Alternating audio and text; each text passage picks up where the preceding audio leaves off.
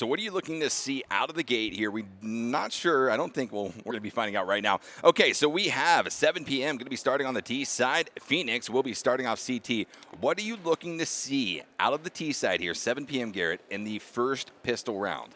The first pistol round, they did a really good job yesterday by just sticking together and keeping it simple. I've always been a huge fan of just rushing B on this map. I don't know why. It's one of those things where you just spot middle, rush B, and if you see too many people cross early, then you can just call it back and do another strat. But I've always been a fan of that. So I would like to see 7 p.m. continue their trend off of yesterday and being aggressive and not taking too long with the strategy and just being fast-paced and just up in their face and, again, playing together as a unit. They did a really good job yesterday when they played together. So round one is underway. Two of the members of CT holding down in mid, two of the members on B site, and then one roaming around the catwalk trying to spot down any of the T members that will be rotating through mid. But it is going to be an A push, an A long push, as 4 of the 7 p.m. members have already at least started to aggress that push. We'll be wrapping around the corner onto long A shortly. Yeah, it's definitely going to be a long A take. They have 2 smokes and flashes getting set up for the cross. Unless they plan on dropping someone in the pit and playing long distance and going back towards catwalk, which I don't think is going to be the case. They're all just going to gather up and just do a complete execute right here, and you can see them doing the cross. And there's not much of a defense going to be happening from Phoenix, so this is going to be really hard for them to win this. They're going to do a complete retake of A. Pretty much only 2 members of the team of Phoenix able to hold off. Kohaibi going to be sitting here on Cat, trying to get off some nice taps onto the members of 7 p.m., but it's going to be a full take for T side onto A site. But now the rotation coming in from Phoenix as they start to at least defend against this. Unfortunately, Phoenix does not have a smoke. They do end up getting the first kill to make it 4 on 5. Sorry, 3 on 5, and then get the second one. But the main problem is the player in the pit, but they're stuck with Glocks long distance, not checking their back. Eminem getting the first one kill there. It's going to be down to a 4v1. Leo stuck in the pit, but with no smoke to be for cover. This could be difficult, but it's only a Glock. Mish going to be defusing, able to get the defuse, and that's going to be the round win. Going over to CT. Phoenix picks up the first pistol round of the best of 3. Unfortunate, though, when you do a strat like that, where you go towards long A and you plant for the pit, you need to have someone in the pit that has a long-range pistol that they can use. Upgrade to whatever pistol it is, just not the Glock. The Glock is not the weapon to have in that situation. And if she had a better pistol, she could have potentially won even against a 1v4 situation just for the sole purpose of having that headshot angle. It's going to come down to just relying on Phoenix to tap that head. And unfortunately, stuck with the Glock, there's just no chance you're going to get it. Second round going to be underway. 7 p.m. sends 3 of their members over towards upper B tons. Going to be at least checking out B site, seeing if they can get any type of entry frag to then rotate the bomb over and take over B site. Mish, though, going to be connected on, drop down to 58 HP as he returns fire back into the upper B tunnels. Finds a connection onto Leo, but it's not going to be enough to find the frag. Not truly committing to this B. They have 4 in the tunnels, but they have the bomb watching a long A push from T spawn. But it looks like they're going to end up grouping up and going towards B. But they do have a scout to lead the way from Hazel, who is the sniper of their team. So if she's able to use that and be a little aggressive with it and find a pick, that could really help them. But so far we've seen in this tournament, Hazel's been more of a passive sniper, not really one that leads the charge, but she's going to have to here in order to get this pick. Bit of a standstill here as 7 p.m. still tries to figure out what's going to be the play. Now pushing out on the B side, able to get the entry frag onto both Alel and Mish. And now a complete takeover by 7 p.m. on B side. Looking for the plan, another frag onto mid. That's going to be Arel getting taken down by Hazel. Hazel continues to impress time and time again here, Garrett. Yeah, that was absolutely a dirty shot there. Just the round was at that point basically over. 7 p.m. got the first 2 entries into B and secured basically the win, and that just by doing that. But seeing Hazel again with that scout nailing off that headshot, beautiful shot. She had a lot yesterday as well with the sniper, just absolutely terrorized people with it. But she's not one that necessarily leads the charge in terms of like attacking sites or whatever it may be. She's a very good support opper, and right there you just saw kind of aim she has to do exactly just that. Hazel's gun mechanics are pretty much unrivaled, especially on her team, but she's really looking for her other teammates to kind of come in and pick up that extra slack that she really needs them to do here. 7 p.m. though walks away with a round victory after the detonation of the bomb that they did have planted on B side. So a good round victory here, tying it up 1-1 going into round number 3. Yeah, just going back to talk about Hazel there, she had that one match where she got 36 kills in the first map yesterday where she ended up losing that map. But when 7 p.m. started winning the last 2 maps of their BO3 is when everyone else on the team started to contribute. So it wasn't just a one-woman show. It was everyone putting in their weight. And that's what we need to see today from 7 p.m. They want to put up this win against Phoenix. Round going to be starting here. A bit of a default coming out from the T side as they send 3 back over to upper B tons. One going to be holding on to mid. Leo with the deagle trying to get the entry frag onto Alel or Mish, holding on to box right now, but it is going to be a lower B tons rotation for 2 of the members of 7 p.m. Yeah, I elected not to go with the UMP just for the sole purpose that it's a little bit more of a mid-range gun, the Deagle, compared to the UMP. There's a setup into a default to smoke it off middle, try to draw some nades. It looks like they're going to work up to catwalk. Well, maybe that's going to a mid-B split potentially, but just taking their time. There's obviously no rush here. I'm not sure if they know Phoenix did the force buy, but the smoke's coming in. Here comes the split. This is going to be a 2-2 with Looks like a mid-B. Yeah. Bomb going to be rotating back up from lower tunnels into the upper. Going to be pushing now dominantly on the B side, trying to get the frag on the box. Is not going to be able to do so, but trade coming back and forth. Now going to be a 2v4 in favor of Phoenix as they continue to hold off the T push. That was actually a great hold at B. I'm not even sure how the kills happened there, but it's half 4 alive after a mid-B split, especially on the third round. Kind of a risky move to do because when you're going out middle, you have the smokes that people can peek over. It can be very awkward timing that can really burn you here. It should have been just sticking together and staying as a unit, but no. I mean, did you expect anything less? When Hazel's got that sniper rifle in her hands and she spots the head of an opponent, it's a one-tap dirt nap for whoever crosses in her scope. Yeah, that's a great shot. Almost burns Alelda with the molly just out of reach. Oh, but here's the second one. That's going to get the kill here. It's going to give her a chance to open up. Dang, she is insane. Hazel's on a rampage, but it's not going to be enough. Phoenix walks away with the round win after Kohibi is able to find the frag onto Hazel. Yeah, I don't want to harp on it again, but I really want Hazel to start being a little more proactive in these strats and supporting on the initial pushes. She relies too much on sitting back and getting these kills at the end of the rounds. That's the thing. She's getting kills, but they're not impactful kills, Garrett. Yeah, like we had the first map where she had 36 kills of yesterday, right? Absolutely terrorized. Holding on to a 3 KD at the end of it. Yeah, I mean, like stats-wise, it was absolutely phenomenal, but they still lost pretty decent. So I want to see it be a little more impactful. She has the skill. She's just not using it to her advantage as much. But the aim, we've seen it time and time again. It's evident. She is extremely skilled, but she needs to put a little more effort in her team to help out more in the mid-rounds and rather than just basically being the last one alive all the time. An incredible solo player. Imagine the dominance that 7PM could find here in the ZOWIE DIVINA CSGO Championship if they end up working as a cohesive unit here, but now going to be guarding mid as the T-push comes out. 3 going to be holding on bomb and lower tons. Yeah, just working that default, taking their time, taking complete mid control. Phoenix has not really contested it that much. They have no op on their side to really put much pressure there. Just dying to elect it up. And then here comes the pop flash and the catwalk. Beautiful kill there. That's exactly what you want to do. You want to get the pop flash and catwalk, take control of it. And as you get this control, now as a terrorist, you can basically decide where do we want to go on the map. We've just done default. We have control catwalk and middle. They can elect to do any type of thing they want to do. They can drop in a spawn. They can split A, they can split B, whatever it is. But that's the kind of thing you want to see from a default without losing anyone and getting that first initial kill. This round is going to be pretty secured by 7PM unless they're Jurassic saved by one of the individual players on Phoenix. 7PM with a very textbook start here to round number 4. We'll be rotating on catwalk. Heffa trying to pre-fire, at least on the boxes on the site of A. One of the members of CT, though, will be holding on to CT spawn mark. That 2 of the members as T-side pushes up very dominantly. Arel trying to get the frag, and she will be able to on top of Schmilly. A little too aggressive by Schmilly there to do that. There's absolutely no reason to drop down and spawn. 2 players taken in B. Mitch getting caught out. B is going to be wide open, though. That drop down in towards spawn drew Phoenix away from the rotation. But then you see Hefo dying towards A, so that's going to be the 2 of the flankers there.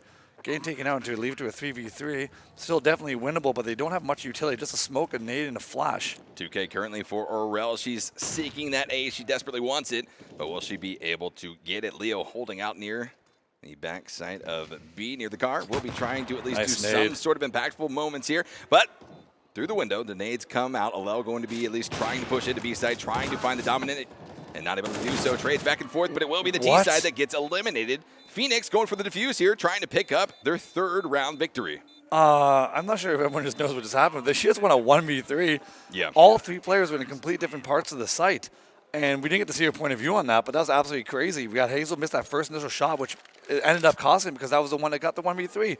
So a huge blunder by Hazel to miss that very simple shot, but I got to give it to Alel there for the 1v3 take. Let's see if we get a replay of this. There it is. There's one. Down, able to find the first frag, now the second, and then the 3rd in the backside of B. Absolutely insane. Huge play. Very, very good awareness coming out from Team Phoenix here in that previous round. Currently leading 3-1 over the likes of 7PM as we enter into the round number 5 of map number 1 here for this best of 3 between Phoenix and 7PM. Hazel going towards a long A rush with pop flashes going over. Got the Deagle here for long distance, trying to find that pick. But it looks like this is an interesting decision by Phoenix to play a bait setup here on the car. If 7PM decides to take long A and takes that initial fight and kills Decoy Gaze, they're going to have no idea Aurel is just there chilling in the corner hiding. It's going to be a nice bait here, but it also can go extremely wrong. Not facing off against any resistance just yet. Schmilly going to be moving up. Gets immediately tapped down by Decorge's trade coming back out by Hazel with the Deagle. And this is where the bait comes in. If they continue up long A, Aurel would just got some free kills, but it looks like they're going to elect to fall back. Getting that pick to make a 4v4 situation is going to be very helpful for 7PM because now the map's opened up a little bit. There's just too many things to watch on CT side of Dust 2, so you're going to be spread very thin. If you look at the overview on the map, 1-1-1 setup, very easy to get this traded out. 7 p.m. is, again, like I said, Garrett, playing the beginning parts of these rounds very textbook. However, things start to crumble when they end up pushing out onto the site. Whether it be A or B, they're really not finding much luck here. Mish going to be holding on to B tons. Sees the smokes coming out, but is going to be tagged down by Hefo. The first frag on to the members of CT. Will be giving a dominant hold here to 7 p.m. on B site. I think they heard what you just said, and now they're kind of upset that you talked about them not getting entries, and they get that one to get there to get into B. Well, they are right behind us here. They are right behind us. They might have heard us. Who knows? Maybe the in-ears aren't in. But back to 3v3, very hard to retake the site, especially without a player flanking on the B tunnels. But they already did it so far this round, in this half. But it was Alel just getting a 1v3, so is she going to do something like that again? Who knows? But no opposite defend this time. They're trying to make the site. That's the one. It's going to be 2v2. Kohibi able to find one frag onto Leo, quickly traded out. Oh, there it is. And now 7 p.m. is finally able to find their second round victory of the map. Very happy at least to see that. Not much emotion coming out from Hazel. I mean, she's so focused. I mean, it goes to show. Garrett, you talked about her missing a shot in the previous round. Well, she doesn't miss many. That's pretty much the 1 out of 10 shots that she is going to be missing from those sniper rifles. I kind of got worried there for a second there. She missed the first few shots and the player entering B, and that could have cost them. But then with one bullet left in the D, getting that one tap, getting to securing the win, basically made up for the 1v3 blunder she had with her missing the easy op shot. Going to be back on a weapon, getting the tag on Alel. Good job, Eric. We talked about that yesterday when players trying to cross B. It takes a really good player to consistently hit those shots and really chip them down, but it's going to call for the Russian B. She's really entering. And taken up by Mish, going to get traded out potentially, but he got the second one at the car hiding. Mish going to be dropped down now 7 p.m. with a dominant hold on B site once again. Rotations coming in from CT, trying to get back to their site, trying to defend against the inevitable plant that will be coming out from 7 p.m. in just a few seconds' time. Bomb is going down right now, will be planted. And now, ultimately, it's all up to what can Phoenix do here to combat the likes of 7 p.m. And look, though, we saw that Kohabi has the good old taser. We saw a kill yesterday on Inferno with that bad boy. So I'm kind of hoping that she gets another one of those today, but it doesn't look like. Wanting that bonus cash. Oh, exactly. I actually don't believe they're going to be going down the B tunnels to give her that opportunity. It looks like there's going to be escaping probably through CT spawn. Yep, there it is. Taking a safe way out. But it does look like potentially Leo might walk into it if we can get lucky. 7 p.m. might have Phoenix on their back foot as MN is able to find the frag onto Aurel. Oh, Two players left for CT. Kohibi has the taser prepped and ready. Will be not able to find Leo. 7 p.m.'s Leo takes her out with the AK and walks away, now tying it up 3-3 all. So 7 p.m. doing a good job here with their strategies on the T side, being very smart about what sites they want electing to hit, and their default that they showed in the first gunman was pretty solid. So overall, I like the way they've been playing, and when we saw them really dominate yesterday was when they played more faster and aggressive. They haven't done it just yet, but on a map like Dust 2, there's really no need to do something like that unless you're going to do, taking over long A kind of quick. So we've seen both sides at 7 p.m., and so far it's 3-3. It's still way too early in the match to call anything, but they are looking pretty solid. And Phoenix, we saw them have a little bit of trouble with Team Z yesterday. Yeah. And I'm kind of curious that's going to be lingering over into this. Even though they won 2-0, they didn't look that strong in that matchup. No, they had a bit of a tough time. Pause coming out here for Phoenix as they start to regroup after losing 2 rounds in a row, evening up the score here. Again, 3-3 as we enter into round number 7 of map 1 of this best of 3. Phoenix and 7 p.m. having pretty good days yesterday, and that's why they find themselves here in best of 3, number 3 of the day, both winners.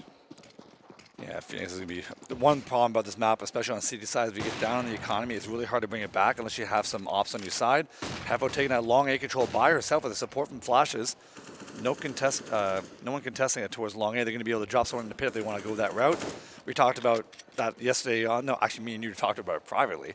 One of my favorite strats on this map Garrett, don't be talking about a private conversation. I'm sorry, I got to do it. Well, maybe we can talk about this mid-push. Mid-push coming out. Schmilly able to at least hold off from Alel currently, but Alel able to find one frag onto Hefo, trying to spray down with the AK, not finding any of this shot. Decorge's walks right into the lines of sight of the AK. Will be tapped out. On the long A play gets picked off too, and Alel has another chance to pick up another person, but it's going to be 3-3. B's going to be wide open, but it does look like Schmilly is going to be stuck there towards long A tunnels. unsure she's going to be able to get flanked because of the mid push. But she's going to be scouting out towards A while the B players are separated. This can get a little tricky if the timing works out. Kohabi might be able to pick off Hazel. This is going to be a full rotation back for CT. Able to pop down Hazel. Bomb will be going down, but Leo able to find the return frag onto Kohabe. It's going to be a 2v2. But look at this, though. Schmilly's moved all the way up towards A. Is going to be calling out the clear to her teammate to fall complete back and go towards A. She has secure the site. She's going to make sure she protects her while she crosses with the bomb. Leo's got to make a run for it. Going to be a Molotov coming out onto Catwalk, trying to at least create some type of zoning pressure should the members of Phoenix end up rotating back that direction. But the rotation a little bit too delayed. She's in trouble. She just got spotted. She actually took that fight. She gets caught off here. This is going to be a win. If the bomb goes down, it certainly will be a win, but she's able to find the frag onto Orel. Nice headshot with the AK, and now a very strong push over towards long A and hopefully back to the site for the plant coming in for 7 p.m. Only 14 seconds. If he can get the bomb down the cross, it can give her a chance to win. But Mish, just misses it by a second. Has the HE coming out. It's going to do some damage. Frag coming out. Oh, the bomb going to be going down there. It is. That's huge. Absolutely Phoenix crazy. Walks away with a round win. That grenade bouncing off just in front of Goose. Able to find a huge connection onto the planter for 7 p.m. Absolutely huge by Mish to get that. Going to be getting the economy back. We saw a lot of save rounds yesterday go in the favor of the team that's actually saving, which has saved. How many times I got to say saved? But it's been happening a lot. Say it one more time. One more time. I'm probably going to. But in the end, it's basically how a lot of these teams rebound from losses. Yeah. And we saw a lot of it yesterday. It's really come back and to really bite the team. That's another tag by Hazel. So I just lost my train of thought. She's done that twice now. And that's on the same person. It's a lull too. Same person. I'm fairly certain, Garrett, someone bought the op for her to use in that round. Not able to find the connections here, but Mish going to be connected on 20 HP is what she's working with, trying to guard down on B site. 3 still holding on to A, but you are going to see a rotation coming out for L as she starts to cross back through CT spawn. Both players being tagged down to 20 HP. Give 7 p.m. a strong advantage in terms of HP bar, but do they realize how low they are? Who knows? It's going to be very hard for Phoenix to defend with such a low HP, and their utility is not the greatest. It looks like they've got the default. They got control of middle. It's going to be a 2-1-2 split by Phoenix. Again, all very separated. Still not really much position in terms of trading, but Havel's going to get a pop flash towards Catwalk and get that cleared, and that's going to give 7 p.m. all the range to do whatever strategy they want to do. And also with 4 smokes available, there's a lot they can do. There comes a mid-B split smoke. Might cause some pressure for rotation. Possibly a rotation coming through Cat right now as 2 of the members of 7 p.m. will be scouting out that rotation. But it's going to be held pretty strong right now by Phoenix as they continue to look on. Decorge is going to be holding that A connector over towards long A. Yeah, Decorge is going to come clutch here because when they take this Catwalk pressure, she's going to need to hit that first couple shots and then watch out for her flank. It's going to come down to Kohabi trying to defend us as long as she can to delay with the M4. Gets a couple shots off, no real damage put in. Decorge is with the op, but here comes the flank coming in from behind her. She needs to watch her back. Nice flash coming in. Decorge and Kohabi able to find frags. Decorge is once again onto Hefo. 3v2 in favor of Phoenix, but Phoenix looking worse for wear as their HP has been whittled away. One more member, Orel, going to be head tapped by MN, and now it's tied up. 2 versus 2 here. Nice pick there by Misha, just giving her a chance. It's down to a 2v1 with guess who? Hazel once again. We've seen her skill this, but she does have an op, and unfortunately against 2 low HP players, it's going to be hard for her to win as she gets the first kill. She spots the second one. Bomb has been planted. Alel has to push up. She is spotted, and Hazel walks away with a round win. Awesome 2K with the AWP to close out that round. Well, we talked about it. She said Vi's always into the end of these rounds and gives her team a chance to win these. But at the same time, we want to see her put a little more action in the early parts of the rounds. But when she closes them out like that, who cares in the end? That's going to be the second round now for her team. She only has 4 wins for the half, but 2 of those wins have come down on the back of her clutching around. So good job by Hazel, hit those nice shots. Overall, pretty solid strategy across the board. Doing default, taking cat control, and just doing a full-on execute on A. And Decoy Gaze did a really good job of holding and defending. Unfortunately, though, they had no support from long A, and she was able to get flanked, which gave them the round. And that's the thing. Hazel tends to get those kills. We were talking about how they're not really impactful in the later parts of the round when she's lost all of her teammates. But when you're going up against only 2 opponents, those kills become impactful. And we've now seen Hazel put up another round victory for 7 p.m., currently sitting at 4-all. As we come out of this timeout, round going to be starting.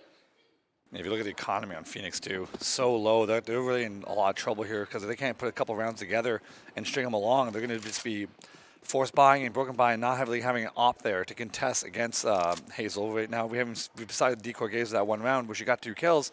That's the only op they've been able to afford, and right now it looks like they're another 2 or 3 rounds before they can afford another one. Leo going to be holding on here, trying to at least scout out something as they make the rotation. It looks like back towards A. Frag going to be coming out onto Catwalk. Kohibe goes down, and this could be the confirmation that 7PM needs to dominantly rush A site. You see the push from Phoenix on the B tunnels. They do know with 7PM is they can catch him in the rotation on the Catwalk.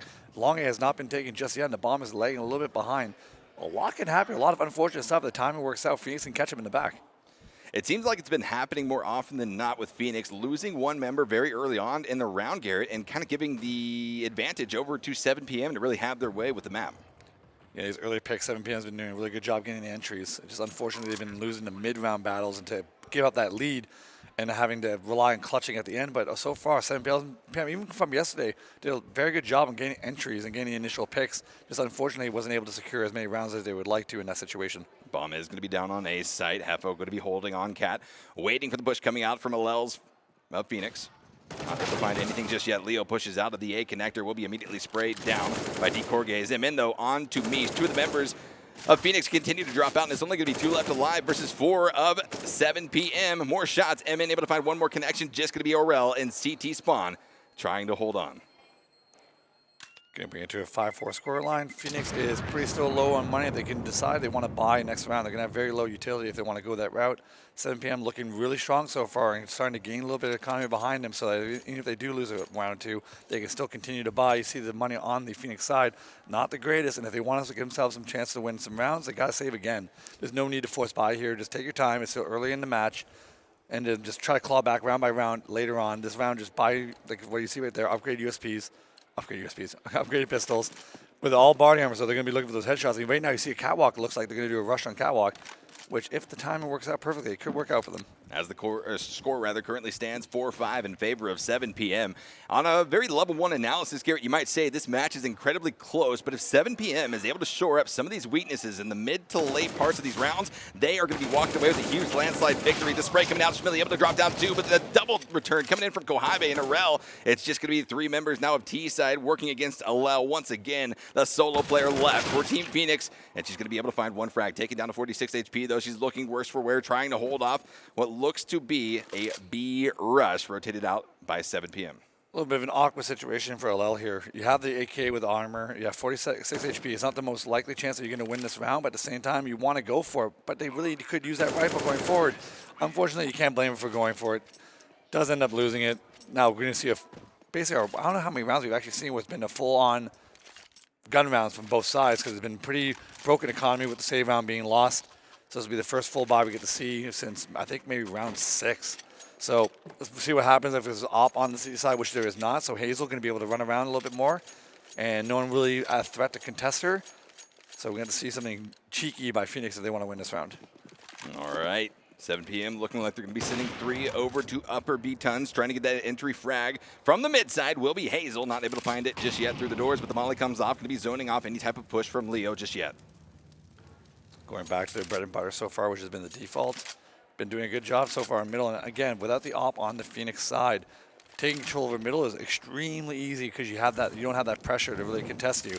So just smoking off Xbox and just getting a pop flash with Catwalk is going to give it to you. But right now, you see the first round now, this is going to be Phoenix with weapons contesting on Catwalk. So will that pop flash be effective enough? We're going to find out here with Hefo. Huge round coming in for Phoenix if they're able to execute on this defensible strategy, but they're going to be able to at least continue on that path. Kohibe finding the first frag on the Hefo. I think that pop flash might have actually blinded her, the teammate, and maybe it was an ineffective one because she peeked that and I was unable to get any shots off. So maybe just a missed flash on from our teammate.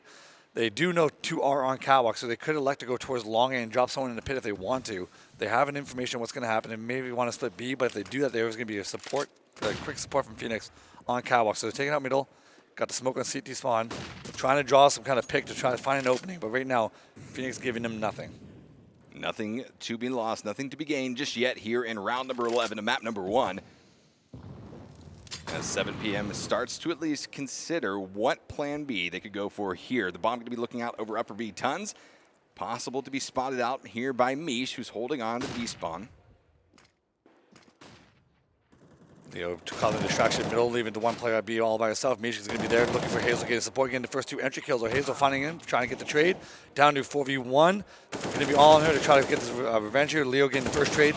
Almost gets second, but overall pretty good job by Phoenix considering they had no op. They find now Kohavi. She's going to be able to drop it to her teammate. I'm not sure which player is going to be. We've seen Decorgaze op A so far on this map, but we've also seen Alal op a little bit on the yesterday previously. That we did. So I'm not sure who's going to be able to pick it up this time. It looks like it might be Alal. It's going to be Alal. Yeah, it's going to be Alal once again here. Nope, she's dropping it to... Oh, nope, I don't know what's going on here. She's just juggling the weapons now. Juggling the weapons. Well, hey, when you're confident with the AWP, why not throw it up in the air, Garrett, you know? I'm curious to see if Hazel's going to contest middle. Sorry, if Alal's going to contest middle here.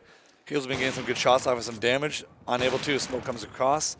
3 going towards B. So, again, going back to the default. But M-Man taking solo here. Long A. Very risky move. Putting some pressure on. I like it. Incredibly aggressive push there from M-Man. It didn't necessarily pay off for her, but it didn't hurt her either. But also, Phoenix wanted to take long A. And now they completely fall back to the passive in A with, I believe, is Kohabi on catwalk. So, that one aggressive play by M-Man has now pushed Phoenix completely back on the A site. Shmili find an entry on CT spawn. Now we got a 2-2 split from Phoenix, and they're too far apart from each other. Really get support on. If 7PM wants to make a move for it, they can do a B split.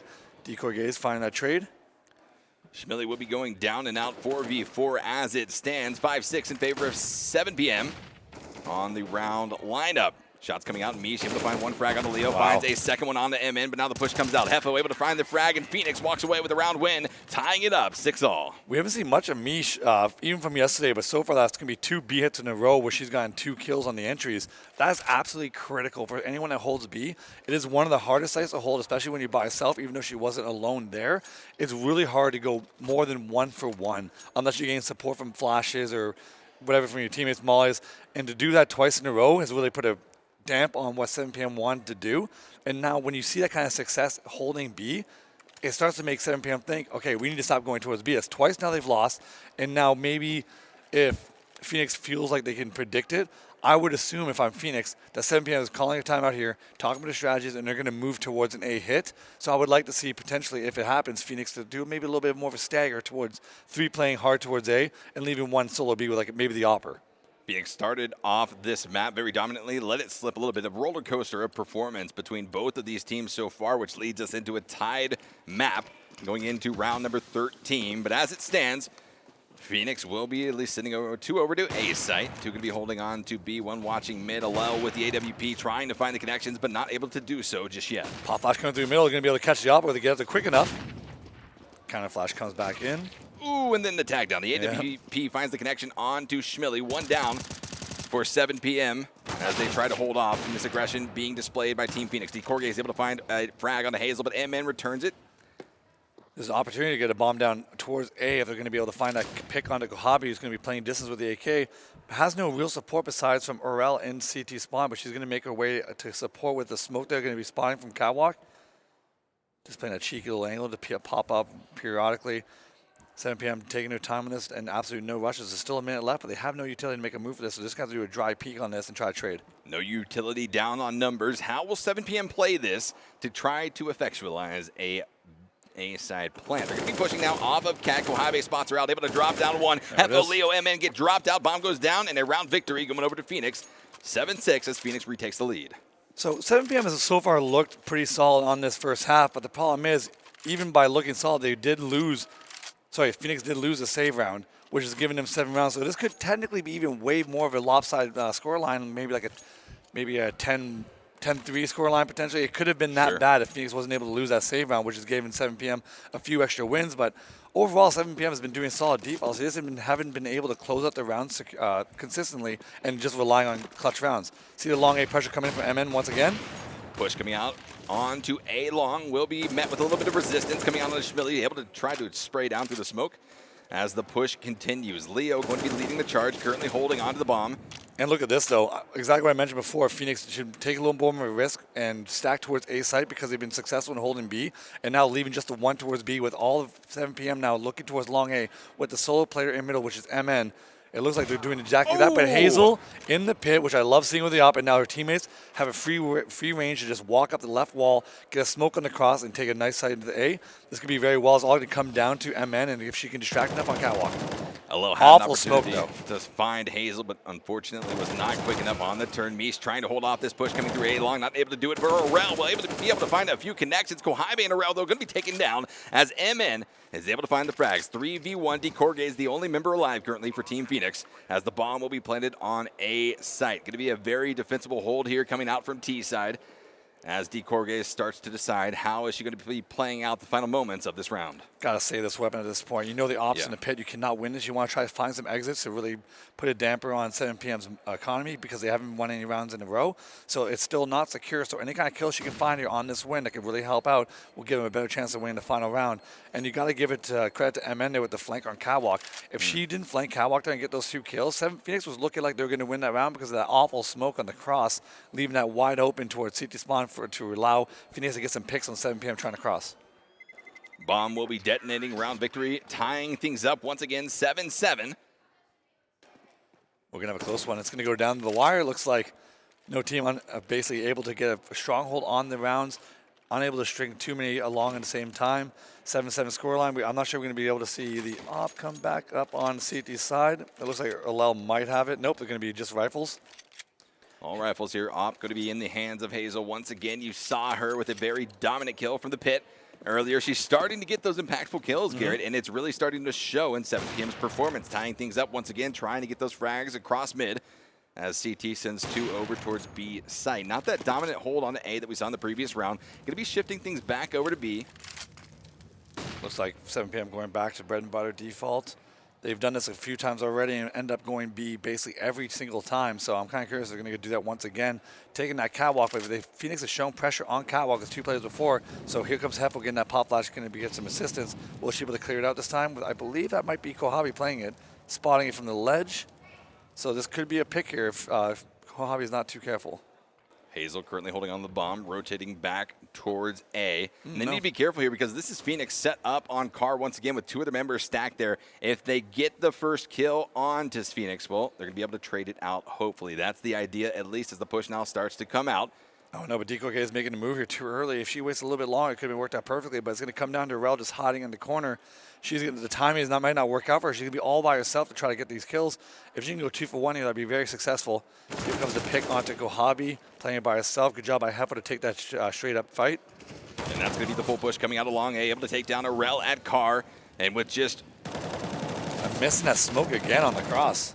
Unfortunate, but 7PM takes a dominant hold now onto A site. 2 of the members of Phoenix will be trying to push out through CT. 1 coming over Cat. It's going to be LL trying to spot out the members of 7PM currently guarding the bomb plant. 1 member, Schmilly, will be in Goose. The Opera is in pit, though. We have to smoke for the bomb. It's getting 2 kills on towards the ramp there. They can get that cleared out and smoke the bomb. They have a good chance here to win this. And I'm going to get that first pick on the spawn. Allow trading it out. Got the player in Goose. 2v1 down to 1-1. They got to smoke on the bomb now. They can try to defuse this. Mish has to do something. She knows exactly where Hazel is, but Hazel's got the AWP. She missed the shot. That was almost a Oh dead my giveaway. God. And Mish is able to return it around with the M4, taking down Hazel. And a round secure as she gets the defuse on the bomb. The final round of the half goes over to Phoenix. Oh, that's absolutely crazy. They didn't use the smoke to smoke off the bomb to get that defuse in, but it didn't seem like it even mattered because you get that shot long distance against Hazel. But that's a huge blunder by Hazel now. That's twice once on A, once on B, that she missed some easy shots to secure a round. A wise person once said, you really got to hit those, Garrett. And surely Hazel is now feeling the hurt from that. But it is a very close match, 8-7 in favor of Phoenix as we switch sides, and we'll see what can these 2 teams do. It's been neck and neck throughout the entirety of map number 1, and I expect it to stay that way. Yeah, it's been a close. Obviously, the scoreline is obviously as close as you can get, but both teams showing some considerable mistakes on the first half. Maybe it's the jitters because it is all important. If they win this, they do move on in the qualifiers. So maybe with that kind of pressure, the nerves are starting to really kick in. And when you see these players that are like Hazel, who's really strong with the op, missing these very easy shots where yesterday she wouldn't have missed that ever. No. To see her miss that now, maybe the nerves are kicking in just a little bit, but that's going to be 2 big blunders by her because right now, if she hit those 2 shots, they could be up maybe 11-4 potentially. So there's been mistakes on both sides by Phoenix and 7PM, and now it's going to come down to who can clean it up in the second half to really put together the rounds needed to win to close out the map. It's such a combination of factors as the days progress here through the tournament. Mental fortitude becomes a key factor in your team being able to continue to perform, but also the pressure continues to mount on the shoulders of the women here trying to compete to get that spot over to DreamHack Valencia. First round, pistol round of the second half will be underway here, and it's going to be a pretty strong push, at least for two of the members of Phoenix onto A side. Able to find the first frag of the game. MN goes down to Kohaibe, and that's two more as Hefo and Leo get traded out as well. I got to admit, that strategy was really confusing. In the end, works out. All three members from 7PM die. Phoenix now has a good chance to win this round, but it looks like Schmilly is opening up, giving him the chance. Hazel needs to find a kill here. Sometimes it's the less traditional strats on maps that have strategies so cemented in the core of Counter-Strike competitive that end up bringing you those types of victories. Bomb is going to be planted. A huge, huge effort needs to come out from Hazel and Schmilly here if they want to try to combat against this and not make the scoreline go 9-7. Yeah, at this point, might as well just save the kid in two smokes. There's no chance you're going to win this round. Got to give it to Phoenix, though. That's an interesting strat of doing two. They rushed along A quickly to get control of it, but they had two solo players cross into A with no smoke support for spawn, besides one from, I believe they threw a smoke from mid to cover out the right side middle towards CT spawn like they were going to do a B split. But by doing that, they still left the two players trying to cross A, long A, all open to getting killed. But unfortunately, they were able to cross, and 7PM wasn't able to get the pick, but they did a 3-2 split on A, and it worked out perfectly. But that could have very easily went completely the other way. It definitely could have. 9-7 in favor of Phoenix as the next round will be underway here. Bit of a bye will be coming out here for the T side of things. Not much that 7PM can do in return. But the round is underway. Look at this, we'll though. see if we get another unconventional push coming out. No, it's going to be a full rush over towards B side. 5 SMGs, baby. Got to make that bank. One of the best things you can do. Just try to rake out the money, keep everything close quartered. Only one player building trying to defend B. Going to get that cleared out, and now we're going to have the CTs trying to flank B tunnels really quick, but Arel set up to get those kills. Arel almost able to find the tag on the Leo. Will be able to do so with UMP. One down, at least for 7PM. Mark that 2 as they continue to try to push. Hefo will be going up lower B tons with Hazel. They're going to be trying to take out Arel in upper B, but will they be able to as a dominant hold now on B side? But the other three members of Phoenix with the bomb plant down. We're all trying to cut. Oh, there's one. Can you get the second one? Unable to trade that one out. Hazel down by herself with a USP, trying to find an exit kill. Looks like Phoenix doing a good job keeping all 5 alive. SMGs breaking that bank. They're going to keep these carrying the next 2 rounds. Even on the first gun round, I would want them to keep these guns just for the sole purpose that any damage or any kills they can give that, even if they lose a round, it's so beneficial for them just to keep them that I would like to see that continue going forward if they're able to win this round cleanly without losing anyone. Phoenix is starting to get ahead of things a little bit here on top of 7PM, currently sitting at 10-7 in favor of T side. But D-Corgaze looks like they're going to be rushing they're gonna do it once again. I mean, Loving why not? it. You've got the guns to do it. The strategy has been at least pretty effective so far. There's absolutely no reason not to do this if you're having someone spot and film in the middle, which is what they did. But look at this, though, with a force buy back. They were not expecting this. They were not expecting it. It pays off in spades for 7PM as they're able to find the first 3 frags of this round. Just going to be Alel and Kohaibe left for Phoenix as they try to approach on to B site. Bomb is going to be down in a very vulnerable position. MN is able to find one more return frag onto Kohaibe. It's just going to be Alel. What can she do? Spraying through the smoke, trying to find any type of pick, but it's not going to be able to be had, and now the rotation comes out. Yeah, the round's going to be lost with Phoenix, but any kind of kills that Alel can pick up here can really help support the economy, because if you look over there, they have the Scout, they have an SMG, a FAMAS, 2 M4s. Any kind of frag that she can find is going to be really able to support her. So, not support her team. She doesn't have the bomb down. It is going to be completely down in the middle of the B bomb site, so there's going to be no chance for her to get in. But if she can just find one here, this could be it. Long distance, the UMP, not the best gun for this, but she might be able to find it, unable to. Looking for it, not able to find it, and there it is. MN finds the kill onto Alel with FAMAS and takes down the round victory. 7PM starting to climb their way back, not letting this map get away from them in favor of Phoenix. Unfortunately, Phoenix wasn't able to find a kill there, but they still did the right move by rushing B there, I believe. Just unfortunately was unable to get find any frags, but now they're going to be able to bring out AKs, and again, the weapons on 7PM side are not strong enough on the map like this. Is wide open and long range. These AKs are going to be able to pick them apart. 7PM is still not safe. Even if they lose this round, they're going to be able to buy the following, but electing not to switch out to maybe an M4 on one of the on the Scout. Scout is not a not a very good weapon on this map, to be honest with you. Hazel begs to differ unless she's got an AWP in her hands, but now a 3-2 split coming out from Phoenix, 3 on A, 2 on B, and a bit of a standstill here. Because, I mean, Garrett, this is the important time of the map here. We can't let things get away, and I guess in favor of Phoenix if 7PM has any hope and dream of coming back here and taking down map number 1.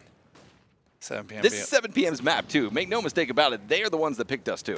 Yeah, and you saw on the T side, they had a good strategy behind what they wanted to do. So I believe I see why they can be good on this map. Right now they got a complete 1-1-1-1 setup across the map. All not the strongest weapons, not very high on the utility. But Phoenix though, you see a little bit on the way they're doing their default compared to 7PM. 7PM did their default by going through the lower B tunnels to get control of middle, and with Phoenix doing top middle, sending 2 there and doing the catwalk take like before, you're seeing the exact same thing, but instead Phoenix elected not to keep anyone towards long A. I'm not sure what they plan on doing here, maybe towards a drop towards spawn potentially, but oh, that nade hitting her, that's going to be able to tell 7PM there's someone there because they would have heard that. Awkward smoke though, it doesn't really do much to support what 7PM wants to do.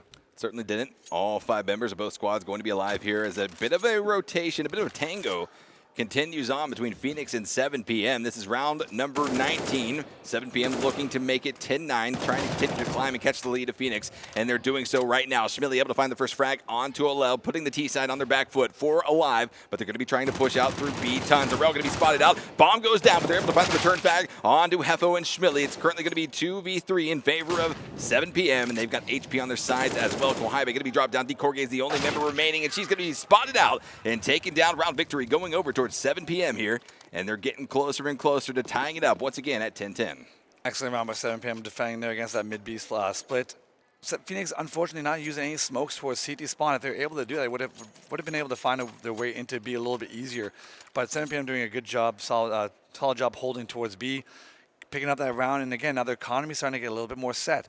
They didn't lose any weapons on the round where they had a scout and a FAMAS and a UMP. And the previous round, they only lost 2. So they're starting to get a little bit more secure on their economy, especially on CT side of Dust 2. Obviously every map, the economy is important. But on Dust 2, if you're not able to have enough money for, let's say, an op or some kind of long-range weapon, it's going to cause a lot of problems for you to try to defend these long, narrow ways for these terrorists to take the sites. And 7PM, they want to claw their way back in. It's going to come off the back of Hazel up to 13 kills. But if you look at the score lines right there, 11, 13, 13, 14, and 12, we talked about it before. They won their matches yesterday when they were performing all together as a team. And right now, all within the same amount of kills, is showing exactly what they need in terms of trying to turn this map in their favor. It's like a strong push going to be coming out towards A long. 1 frag already coming down. Bomb going to be going down as well. 4 kills picked up by 7PM here. Only have to worry about Kohaibe not working out the way Phoenix intended on it to, but she's able to find the frag. LEO goes down. What are they doing? Yeah, what are they doing? Kohaibe finds 2 frags, dropping down 7PM to just 3 remaining members. Smoke will be coming out. Kohaibe trying to find even more sprays through the A long doors, but not able to do so. And she's definitely not going to be able to get that bomb, so she will be trying to save this round. Yeah, she's definitely not going to win. I don't want to say definitely not going to win the round because who knows? Anything could happen. But at this point, you can just basically give the round to 7PM. But I don't like what Schmilly and Leo just did there, throwing away those 2 kills, because if we pay attention to this right now, this is a close game so far. It's going to be 10-10 after this round. If it comes down to it and we look to, let's say, 14-13, and we see 7PM not have a strong economy enough to do a really good buy, it's going to come down to this round. Leo and Schmilly chasing it just one eco kill and then throwing those weapons away. I want to see that's going to come back and bite them when their economy is a little bit lower if they're trying to have a back-and-forth battle here against Phoenix on Dust 2. Kohaibe just trying to clear corners, trying to protect herself here as the full save will be committed to. 30 seconds remaining in the round, and 7PM is not going to be going to search her out. This is a smart play. They already lost 2 members versus Kohaibe. There's really no need to lose any more of your weaponry here so far. Kohaibe would be smart. Well, right now she's in the awkward position where, if she dies here, it won't really affect her economy that much because she is going to be saving that weapon, but she's going to be on the 3rd round loss bonus. Right. So not really losing much money at all. So it's going to be, if she could technically go for this and just not save this weapon, and she would be pretty safe overall in terms of how much money she's going to be losing. So in the end, she's electing to save it. Maybe she likes M4, who knows. But 10-10 scoreline, another close game. And it's going to come down to, is Phoenix going to be able to use they haven't been able to use so far on the T side, an op to try to get them those entries or try to open up this the map for them to try to find ways into A or B. They've been basically held back pretty well by 7PM. Round number 21 about to be underway. Here's the score gets tied up, 10-10 all. And Phoenix, you gotta think, Garrett, at this point in the game, Phoenix is starting to at least step back off of that dominant performance they were seeing throughout the mid rounds of the map. They're looking good. They let it slip. And right now they're going a little bit faster pace, doing a catwalk rush. This could be a perfect strategy for them to do right now, catching 7PM stuck dedicated towards long A. Hazel going to have to come here. They can flash her off. They can get into sight really easy. There's the Frag flash, coming but out. getting that first kill, nice. Hazel through the flash, able to find the frag onto Mish, looking for another one as four of the members of Phoenix push out. Arel going to be connected on once again. Hazel picks up a 2K. Can she get any more with the AWP as she starts to retreat back towards pit? We'll be holding on to that as strong as possible. Phoenix needs to make an aggressive player towards catwalk and towards CT spawn if they want to try to turn this around. You can't contest long A with the op there. They got to make a move. Sitting back this far on the A site, you're not going to be able to win it unless someone makes a glaring mistake. So they got to get aggressive, but they're just sitting back. Just sitting back, playing this slow and low. But DeCorgaze will be found out. Heffa with the AUG finds the headshot, takes her down and out. Trades come back out. Kohibe going to be dropped down as well, though, just leaving Alel for Team Phoenix to try to combat against this. Pushes up onto Cat, able to find the spray through the smoke onto MN, trying to look for one more, but it's not going to be able to be had as Hazel comes up with another kill here, her third of the round, walking away with the round victory, 11-10, now in favor of 7PM. I got to give it to Phoenix, though. I actually really like that strategy. Doing a catwalk rush, they haven't done that so far in the half, and being able to catch off 7 p.m. being stuck towards long A. The only thing that they were missing was to basically, the op is going to be towards the car. You want to keep the flashes streamlined towards long A to push back that op so you can get the bomb down without being killed. They flashed off the first time, but she was able to get a kill blind. But then not throwing any more flashes after that to keep her pushed back allowed Hazel to re-peek and find her second, which is where they lost the round. That they did. Round number 22 is underway. Meese going to be heading down through lower B tunnels, trying to set this up. 2-3 split in favor of A side, coming out for 7 p.m. as they try to wait and see where Phoenix will be approaching from. Yeah, if you look at the utility on Phoenix, they only have 2 smokes and 2 flashes. When you have that little utility, you're looking towards most likely a mid-B split, which is what they're setting up to do. But look at the defense of 7 p.m. on middle. They have 2, one in spawn, one towards B. It is going to be August. It's going to come down to a counter flash, maybe a pop flash from the CT side player into B site. But again, isolated just by herself, getting the first kill, getting traded up by Phoenix. CT spawn, MN is stuck behind the smoke, but she's going to put the pop flash and run through it. Currently 4v4, no team favored, but Alel and Arel will be finding 2 frags onto MN and Hefo now. It is going to be Phoenix sitting in favor heavily, 2v4. And the bomb will be going down B site, dominantly held right now by Phoenix. No way in hell is Hazel or her teammate Leo going to be able to combat against this. They're already starting to rotate back. The AWP in the hands of Hazel, the AK in the hands of, Mish, waiting for any type of window presence that could come out.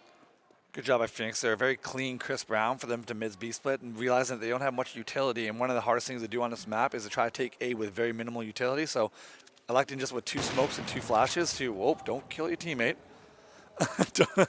No, you don't want to do that in CSGO, right? No, not really. Okay. They need the money. So Phoenix doing a really good job splitting B there, executing it pretty well, not only losing 1 player. Now, because it worked so successfully, it is something they could potentially do again on this following round since it worked so cleanly. It gives you basically a sense of confidence that you worked this well, you might as well try to do it again.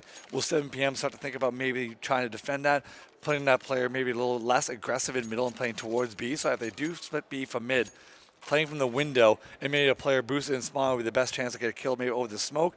Lots of options they can do here for 7 p.m. on the CT side, but I'm kind of curious to see how they're going to adapt to that. I'm curious as well. Tied up once again, 11-all as the round kicks off. It's going to be at least a 4-person rush over towards long A. But MN is set up around the corner trying to find the frag. Will be able to do so onto Mish. One drops out, but the returns are to be had. It's going to be, Marquette 1-3 in favor now of 7 p.m. as they're looking to try to find the final remaining frag onto Alel, who is pushing up for Phoenix around long A, and that's going to be Hazel with the AWP. Finds the round victory kill, and 12-11. So you have 1 round where Phoenix, I love the strategy they did there, and that round I really did not like that for the sole purpose of they knew that 7 p.m.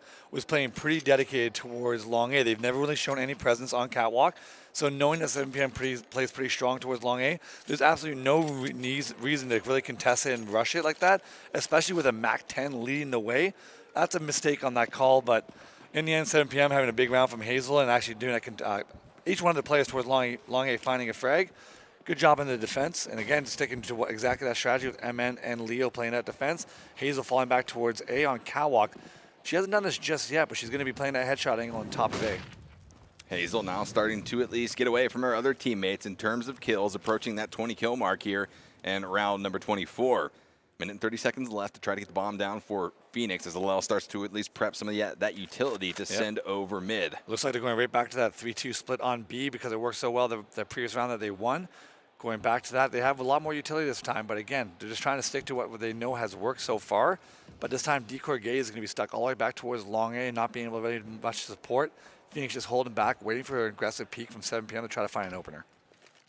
Leo holding on to CT spawn, will be spawning out Kohibe, but the smoke's coming out, block the lines of sight entirely, but now it comes. Schmidtly through the window, will be able to find one frag onto a Lel, mark that 2 now, onto Kohibe. Excellent job by Leo running through that smoke. The rest of the players of Phoenix are stuck to just take it on B, trying to find a trade, but gets taken out there with a nice pop flash over from B. Schmidtly did an absolute, I believe that, yeah, it was Schmidtly that threw a pop flash over to the B site to support. Absolutely perfect flash. Nice clean win 5 there. It's going to look, right now 7 PM is looking pretty strong on these CT holds. And again, they're going to get a timeout from Phoenix to try to discuss what strategies they want to do. The one round they've won so far on their gun rounds was a mid-B split, and now 7 PM shutting that down without even losing one player. Leo making a huge play, running through that smoke on CT spawn. They've done that twice now. It's worked out both times. So maybe 7 PM, sorry, not 7 PM. Phoenix needs to think about if they're going to do a mid-B split again, leaving one player back towards the double doors to try to catch that player running through the smoke. Phoenix started out both the first and second halves in a very dominant fashion, but quickly were met with the brick wall that has 7 PM spray painted on the front side of it. 7 PM, if they walk away with another round victory here, we could possibly see the game run away from Phoenix. Yeah, they're looking really strong, and considering that they threw a couple rounds earlier in the match, this could be already over. They're looking really strong. They're not doing any of the fast strategies, especially on the T side, that they did in that final game of yesterday where they had that lopsided victory. So showing a wide range of what they can do. And coming into today, I didn't know what to expect, but looking pretty solid in this first map. Again, they've also been very fortunate with Phoenix throwing a couple rounds away. But overall, you got to give them credit because everyone, if you look at the scoreline again, they've all been contributing. And again, being led by Hazel with that op, getting those kills towards long A, and even the rounds previous to that, showing again that she is a force so far in this tournament. Adapting is one of the most important components of these teams being able to find success here in this ZOWIE Divina tournament, especially with so many unknowns revolving around some of these teams. If they're not able to at least figure out how to employ different types of strategies and keep their opponents on their toes, well, you likely won't be making it to Spain for DreamHack. Oh, wow. Hazel didn't see the first player cross, but able to get the pick on Alel. Good entry from her. Phoenix was looking like they want to go towards Catwalk. They do have a smoke and a flash. Probably going to be for the site with a pop flash for towards the Opper, towards long A. Try to find that bomb down because they want that economy. Hazel going to be holding on to Catwalk, not seeing any members just yet of this Phoenix squad spray down on. But if Kohibe pushes out, she's going to be met with a bullet right to the head. This is still a dangerous round for Phoenix to win because 7 PM, they're set up in the open. If they can get that flash off to push off the Opper, so when she re-peaks, they're set up to kill her. If they're able to pull that off, that's going to be the way to win this round. They also have Mish going back towards long A to try to catch on the flank. If she delays her approach on long A, this could work out. Hazel going to be keeping her eyes on mid once again as Leo starts to rotate back towards CT. A bit of a rotation off Cat now comes through for Phoenix as they felt that they were met with a little bit too much resistance from that A site. Leo having a good read here going towards CT spawn, realizing that they're on Catwalk, but they haven't been putting any pressure. So she's getting ready for that mid-B split, but it looks like Phoenix has changed their mind once again going towards Catwalk and probably going to do this strategy I just told you. Having 4 on there, they can trade this out. Once we're here, they got to get this re-peak. If Hazel re-peaks it, they need to get this kill. They definitely need to get the kill. Hazel picks up another one onto Aurel. It's just going to be one member left. On the Mish now. Can she get it? D. Corgay is now the only remaining member up alive for Phoenix. And she's going to be on A's site, and she's going to be spotted out. It's not going to be Hazel to close out the round. It's going to be her teammate, Leo. Well, what can we say besides what we just saw? Hazel doing a good job getting those first 3 kills with the op.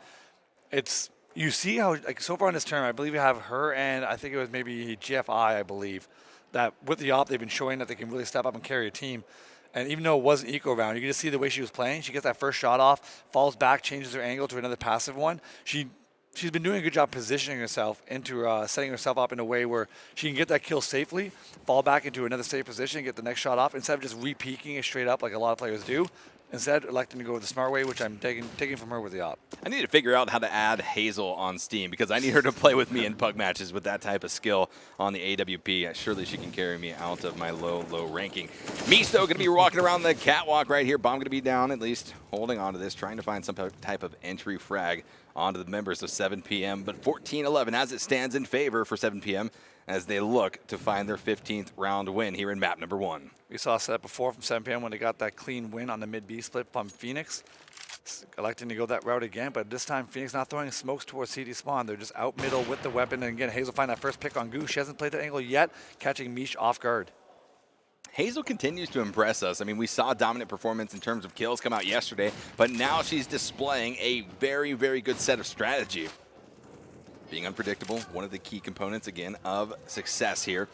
As the push comes out from Phoenix on the B site, will be met with some resistance here as one frag will be going down onto a Alel. Bomb will be going down, but the return frag onto Schmilly, and now onto Hefo. It will be lending itself in favor still of 7PM, 3 versus 2, especially with Aurel currently sitting at 9 HP. Key play to watch here is MN on that flank on B tunnels. Anytime you're trying to retake B, having a flanker is going to be critical. It is kind of wait for her to make a move, but Leo getting picked off there. Kohabi playing an awkward angle, giving her team a chance to win here, but it's going to come down to MN with the flank and the timing that she decides to approach. Molly comes out right onto the plan. Aurel going to be holding on as much as possible, but here's the flank. You called it, Garrett, from upper B tunnels, able to find both kills. Now just to defuse to come out and give the 15th round victory over to 7PM.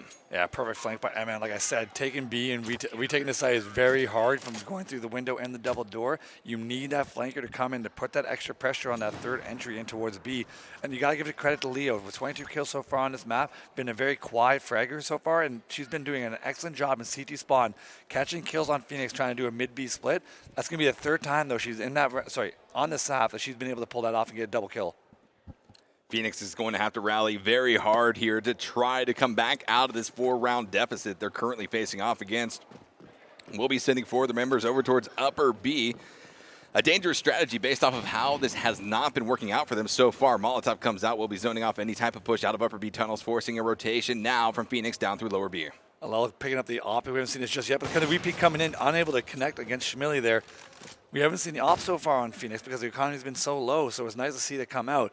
Unable to get that first entry, but she's going to need a big round. Phoenix is going to need a big round from Alel if they want to pick this up. It's the first time we've had an op. It's towards the B tunnel. She needs to walk that in there and try to find a pick, but she's also going to put herself at risk of getting pop flash and peeked.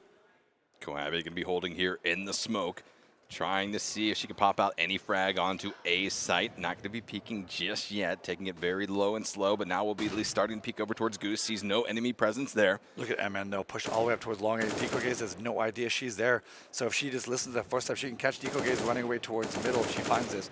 Getting spammed, they're not going to be able to connect, but MN is set up in a perfect position to put some damage in. That she is. Decorge is all but sure that that's going to be almost an empty connector. Mish holding on down in CT spawn. Will be trying to find any frag him in onto Decorge. Will be initiating the first kill of the game. Looking worse and worse now for Phoenix as they find one more player get dropped down and out. Currently going to be a 2v3. Mark that 2v2 now all around, but the HP certainly favors the members of 7PM, but they're going to be losing one more. Hefo goes down and out. Just going to be Hazel. She's got to clutch this round. Low HP on the hands of Phoenix. Kohabe at 22, Mish at 28, and they're holding on to the B site right now. Trying to get the plant down will be Kohabe, but approaching window will be Hazel. We've seen this before plenty of times. Hazel being able to catch up, pick up these rounds. Molly coming in, pop flash coming over. She's going to run through this window here. Going to get this pick right in front of her. She looks. Oh, that was so close. She was able to find the first frag, only needed one more, but Mish was sitting prepped and ready to spray down on one of 7PM's most dominant fraggers here of the game. Game continues to extend 12-15 in favor of 7PM, who's just one round away from taking a first map victory on the map that they chose. That's a huge round by Phoenix to pick up there. If they want to try to make a comeback here, it's going to be a slow crawl. Slow crawl. They only have 3 rounds to go, but getting that first one is basically going to allow them now to get a little more comfortable. They aren't able to pick up an op, though, like they had from the previous round, so it's going to be stuck to just close-range rifles. And again, they're electing to go towards long A quick. This could be a mistake. This could be a mistake. 3 of the members of 7PM going to be pushing out, but they're able to find the first frag. Leo onto Kohabe, Leo onto Aurel, returning though 2 kills back out as the trade continues to happen. 3v3 now all around. Decorge is saving that with a double kill towards long A. Otherwise, it would have been a 3v2 situation. But right now, Alel, realizing that they are playing towards long A, you're going to realize that she has a free path to taking A.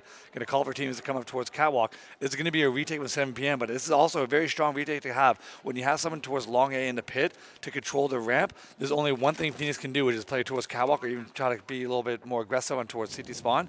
But right now, Schmilly finding a headshot right there, getting the second one out of Alel, getting her down to 50 HP, 2v2. 2v2 approaching Catwalk. One of the members of 7PM going to be flanking around long A, and this is deadly right here. If Hefo draws the attention of both those players, she's going to be dropped down and out now, just a 1v2 in favor of the members of Phoenix. Look at Leo, though. She has the molly. This is going to be her. She can throw that molly off. Oh, she's going to get it. She's likely going to get it. They're going to have to cross through that molly.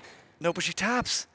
Oh, she had to commit to the Oh, defuse. She look would at have. this. Oh, she's going to be able to get it. The double Oh, frag no. onto a lull. And D Corgaze will be securing their map victory over towards 7 p.m. in high fashion, Garrett. That was absolutely perfect because you can't blame Phoenix for going through that molly for the sole purpose that when the molly comes down, the amount of time it takes for that molly to distinguish while you're diffusing, it's not enough. It takes too long. Right. So they have to run through that in order to try to kill her while she's diffusing it. Otherwise, you're just going to gamble and pray that she's not diffusing. So they made the right call running through the molly. Just unfortunately, I believe was it Leo? Or was it? Yeah. Leo was just set up ready for that. So excellent job by Leo. Very fortunate she had that molly.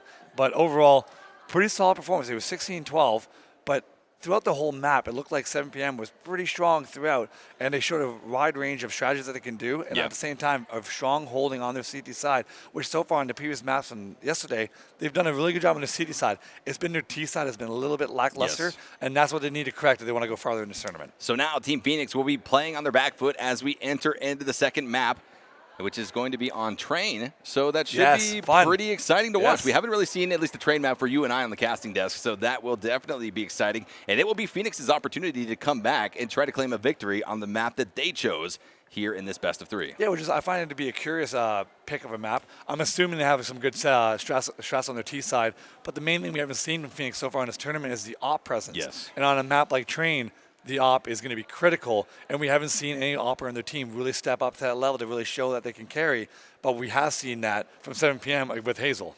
Yes, we have. Here's your MVP. Speaking of Hazel, she will be walking away with that title here from map number 1 of the best of 3 between 7 p.m. and Team Phoenix. 25 kills to her name, 11 deaths. Will be putting her over a 2.0 KD. Let's compare her, though, against one of the top players coming out from Team Phoenix in that map. 18 kills, 21 deaths, will be less than a 1.0 KD. Quite a difference, Garrett, in stats. It's kind of funny that Hazel, when you look at the stats there, that's actually her having a bad game. Yeah, which is scary. I know. That's pretty scary. It was like she only had, what, a 2 KDA? That's it? She had a couple games yesterday where she had 3, so a little bit I think she got up to almost a 9 KD yesterday at one point. But look at this, though. So she wasn't even the top fragger on their team. I personally, if I had to pick an MVP, I would actually have picked it for Leo. Probably, because she had several rounds playing in CT spawn, being able to pick up dual frags on Phoenix splitting B, and also that last round to clutch it for the molly. She had a great game, and again, one of those games where she was a top fragger, but at the same time, very quiet fragger. 2 kills here, 2 kills there. Not those big rounds where she gets 4 or 5, but at the same time, showing off that she is a force to reckon with that team and all the players playing very well together. So that is going to be map 1 in the books for 7 p.m., but Team Phoenix has one more opportunity here on Train before we go into the third match, probably, Garrett. I mean, it's been neck and neck so far here in this best of 3. I expect it to remain the same unless we can see Hazel walk away with some pretty dominant performance with that op on Train. Yeah, I'm expecting to see that. I don't see any. Right now, my gut tells me, which I've been pretty wrong with so far in this tournament, that 7 p.m. is going to come away with this Train win. I thought your gut was going to be telling you it's time for Hot Pot again. Well, it is. Yes, it is. It's always time for Hot Pot. But coming through with this match, Phoenix, if they pick this map, clearly they have a good understanding of it and they like it. It just comes down to, will they have that op presence, which I haven't seen so far in this tournament, and that's what worries me. So we will be going to a brief break before we break into map number 2 of this best of 3. Don't touch that browser and make sure to stay tuned.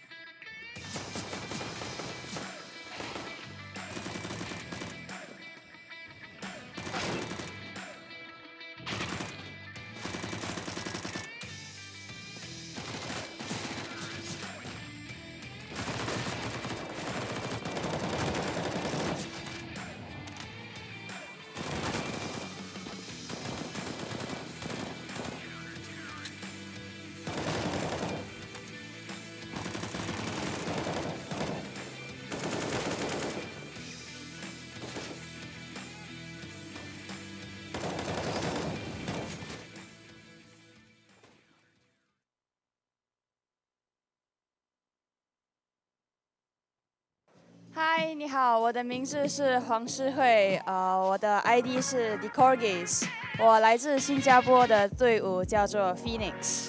我觉得有一点兴奋，也非常紧张，因为我第一次来到那么大的比赛，而且对那么多有名的女队友，所以我非常兴奋，可以跟他们打一场，然后也希望我能为我的国家跟我的队伍来争光。对于这个比赛，坦白来说，我是第一次参加这个比赛，所以可是以前我看过这种女子的比赛的时候，我是觉得菲律宾的队伍是比较强的，所以我很期待跟他们打队，然后希望也能赢他们吧。我觉得对于我们女子来说，这些 Divina 女子比赛对电竞圈来说是一个非常大的荣幸，然后也希望我们女子们有一天可以跟男的队友一起玩，然后一起在电竞圈一起进步。最后我想谢谢我的老爸老妈送我来中国，给我零用钱，然后对我朋友来说，谢谢你支持我玩这个游戏，然后没骂我，我做错的时候，希望我队友不会骂我，然后也希望他们会很爱我，谢谢。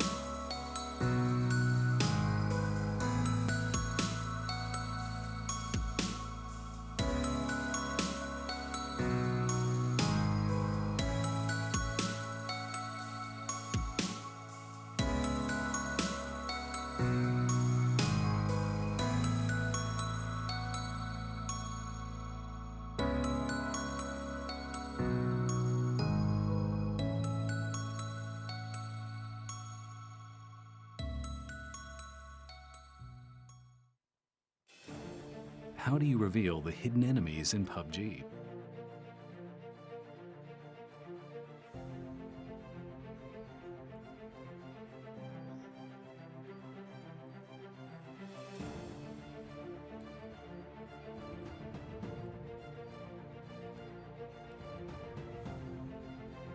Adjust the black equalizer to brighten darker areas, which makes it easier to spot enemies hiding in the shadows.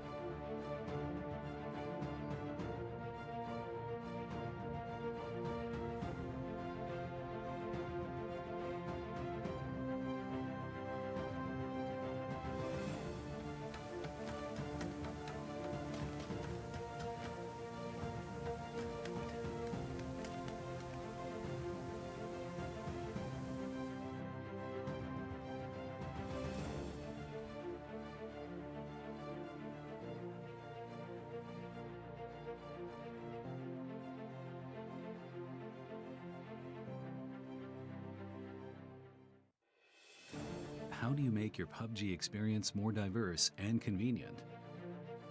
Color Vibrance allows for more realistic and vibrant colors. It also provides the convenience to tune colors in-game, making you see the change instantly.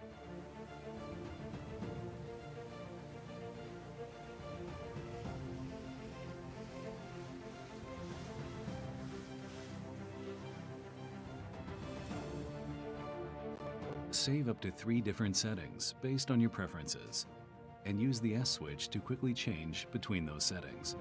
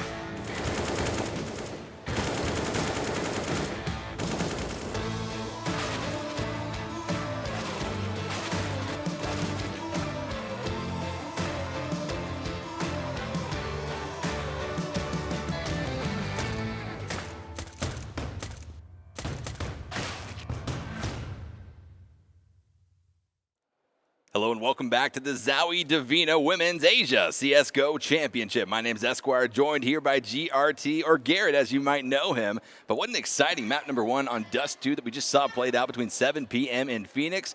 Transitioning over now to Phoenix's map Train, where they're looking to take away a map victory. Yeah, exactly. And coming off that last performance, you saw a really back and forth affair, but then you saw 7PM near the end of the map really starting to putting it together with some strong individual performances from Leo and Hazel to get those final rounds. And I want to see if that's going to be able to continue onto a map like Train, even though it's Phoenix's pick. I like 7PM's chances for the sole purpose that they have a lot stronger range in with Hazel with the op, and I haven't seen much of that so far from Phoenix's side on any map previously. Right. So I'm kind of curious of how they're going to be able to contest against Hazel. Yeah, we had Aurel start to at least show some op presence for Team Phoenix on Dust 2. However, it was nowhere near the presence that Hazel has been showing throughout this entire tournament with that AWP. But as we transition over maps, we're going to be entering into a different style of map. Dust 2, yes, the old tried and tested, the OG, where strategies have been developed over multiple years to find what works out for your team. But now Train, it's going to be at least presenting a few different difficulties for these squads. It's way more complex in a map like Dust 2. A lot harder on a map. On the terrorist side, which 7PM is going to be starting. So it's going to be really important for them to get this pistol round and get off to a strong start. And right now we see them going towards the inside, but it looks like they're going to be throwing smokes from outside. So it might be a fake to inside, or potentially just the smokes for Sandwich and E-Box. We have Kohavi in the ladder room getting this lined up. Ooh, trying to get the second one, not going to be able to find. Has to pop the reload, and will be going down and out. Currently sitting at a 4v4 with Hefo at 14 HP. Definitely a misspoke right there. And Aurel going to be finding at least a frag onto Schmilly. One more now on the Hazel, as they just have to worry about MN. Drop down to 13 HP. One more tap will do it, and they're going to be able to effectuate a first-round victory. This is what Phoenix is known for. This is what they continue to show us, Garrett. They're incredibly strong in the pistol rounds of the halves. Yeah, for sure. And the one thing I got to mention there from 7PM that is starting to worry me now. This is Phoenix's pick. And on a map like Train, if you miss that smoke towards Bomb Train, especially on the pistol round, that just worries me that maybe they're not as prepared on this map compared to, let's say, Dust 2 or Inferno or Overpass that they played previously yesterday. So that worries me just a little bit that they might not be prepared for this with any good set executions. But I hope they prove me wrong. Right now they're going for a pop flash towards the Ivy. Going to try to find some frags there. We got Mish. Mish is going to be holding that with the, what was it, MP9? Mish holding Ivy very quickly, going to be approached here by 5 members of 7PM. We're going to be pushing very aggressively out. Mish going to be pushed back, having to now resort back into the corner. Aurel able to find one frag with the SMG. Mark that now, 4 frags with the SMGs coming out. There we go. A huge, huge light work victory for Phoenix there, Garrett. Yeah, for sure. And even though this is still early, it's only 2-0, this is where the money situation can get out of hand. So right now, you're going to see 7 come out with a buy with AKs, and Phoenix is going to elect to keep those SMGs. If they're able to win this round cleanly, this can get real ugly real fast. So I'm going to look for Phoenix to be a little bit more aggressive with those SMGs at close range and not allow the AKs to play that long-distance fight that put Phoenix on a disadvantage. So we are seeing the round start once again. Not going to be that Ivy rush that we saw in the previous round. Instead, a more methodical approach coming out from 7PM on T side. Yeah, we got Hazel chilling back, watching Ivy all the way from T middle. Leo's going to be working towards middle. I'm going to say that she's a player you want to keep an eye on, especially on this map. That T mid player on defaults for T side is going to be very important. Even though they do a lot of the time spotting information, that's where they can make moves individually to try to find openings to picks if they lose members on across the other side of the map. We have, I believe, it's MN working towards inside. This seems to be a straight up default with no pressure towards Ivy, which if Phoenix can catch on, it looks like they're going to work towards inside. It might be a little bit readable, to say the least. Got MN starting to reach into B halls around the corner, starting to at least encroach onto upper B. But the site will be held B site by Decorgaze, who is prepped and ready with a FAMAS to spray down on any member of 7PM who ends up showing their head. But the bomb will be at least rotating back towards Pop Dog. Yeah, we got Kohavi playing in the ladder room. She's going to be a quick rotation to flank if 7PM does decide to take inside, which it looks like they're going to be going. They're going to be up against 2 FAMASes with only flashes for defense. So this is a perfect opportunity for 7PM to get into this site relatively easy, especially with no molly or smoke to delay the push. And here it comes in, the execution coming through. Smoke's going towards Z. Miss smoke once again. Smoke once again. Alel going to be spraying up with the FAMAS, not able to find the connection. Instead connected on by Hazel, who's able to find one frag here. Currently sitting at a 4v5, now marked at 4v4, as MN will be dropped out of the game with the SMG from Kohavi. Kohabi playing on top of the train, trying to find someone lurking on the top. She's going to be able to find Shmilly here and wait above her. But not before. Nope, yeah, before she ends up getting a kill. It's going to be down to a 3v2. Hazel is going to be the key player here, playing on the upper side. Leo trying to find and defend for her. But right now, they're going to be pinned down and squeezed out. There's a fuse coming in. Hazel's going to find out that pick. It's going to leave Kohabi all by herself in a 2v1 with no need to defend. If Leo doesn't overcommit to this, she can just delay the clock. It's going to be the bomb explosion in the first round of 7 p.m. Good round for 7 p.m. They were looking like they were starting to slip a little bit. It was looking like a map detrimentally in favor of Team Phoenix as we approach on here. But 7 p.m. does pick up the round victory, and it will be looking good for them as they continue on here on this map. For sure. So good job by them to get that first round. At the same time, Phoenix had SMG saved from the previous round, so they're still going to be able to buy here. So this is their first real test that 7 p.m. is going to have going up against M4s. Again, I don't believe I'm going to see an op on the CT side, so this is a good opportunity for 7 p.m. to catch some rounds. Feels like Phoenix has really been dictating this map so far in just the first 3 rounds that have been played out of map number 2. Again, map 1 going the way of 7 p.m. over on Dust 2, so Team Phoenix needs a strong showing here to not have this best of 3 close out at the conclusion of this train map. Kohabi going to be at least looking around here near the ladder, going to be holding this corner with Yeke, not able to find anyone just yet, but continuing just to be a presence in this area of the map. Working out the default. This time we're going to see Hazel work towards Ivy, put a little more pressure on this, which I'd love to see. If you're going to be doing a default on the T side of train, you need to put some pressure towards Ivy so you don't make it too readable like you're going to go inside. So she did get spotted there, which might be a little bit enough to keep Mish on her toes. But she does have a smoke and 2 flashes to be able to work this. And this is a fight that she may want to take. But so far we've seen in the tournament, Hazel is not the most aggressive player when she's by herself. So probably going to elect to just be passive and wait for her teammates to make some moves. And when she is by herself, she is likely to find a few frags, but when she gets overwhelmed by the presence of Team Phoenix, well, that's when things really start to at least fall apart at the seams. All 5 members from both teams still alive. A drop down going to be coming out from 2 members. Hefo going to be wiped out of the game. And though drops out right thereafter and able to find the frag on Kohabi. ALL going to be going down once again. Currently standing at 4v3 in favor of 7 p.m., who's looking to tie things up here at 2-2.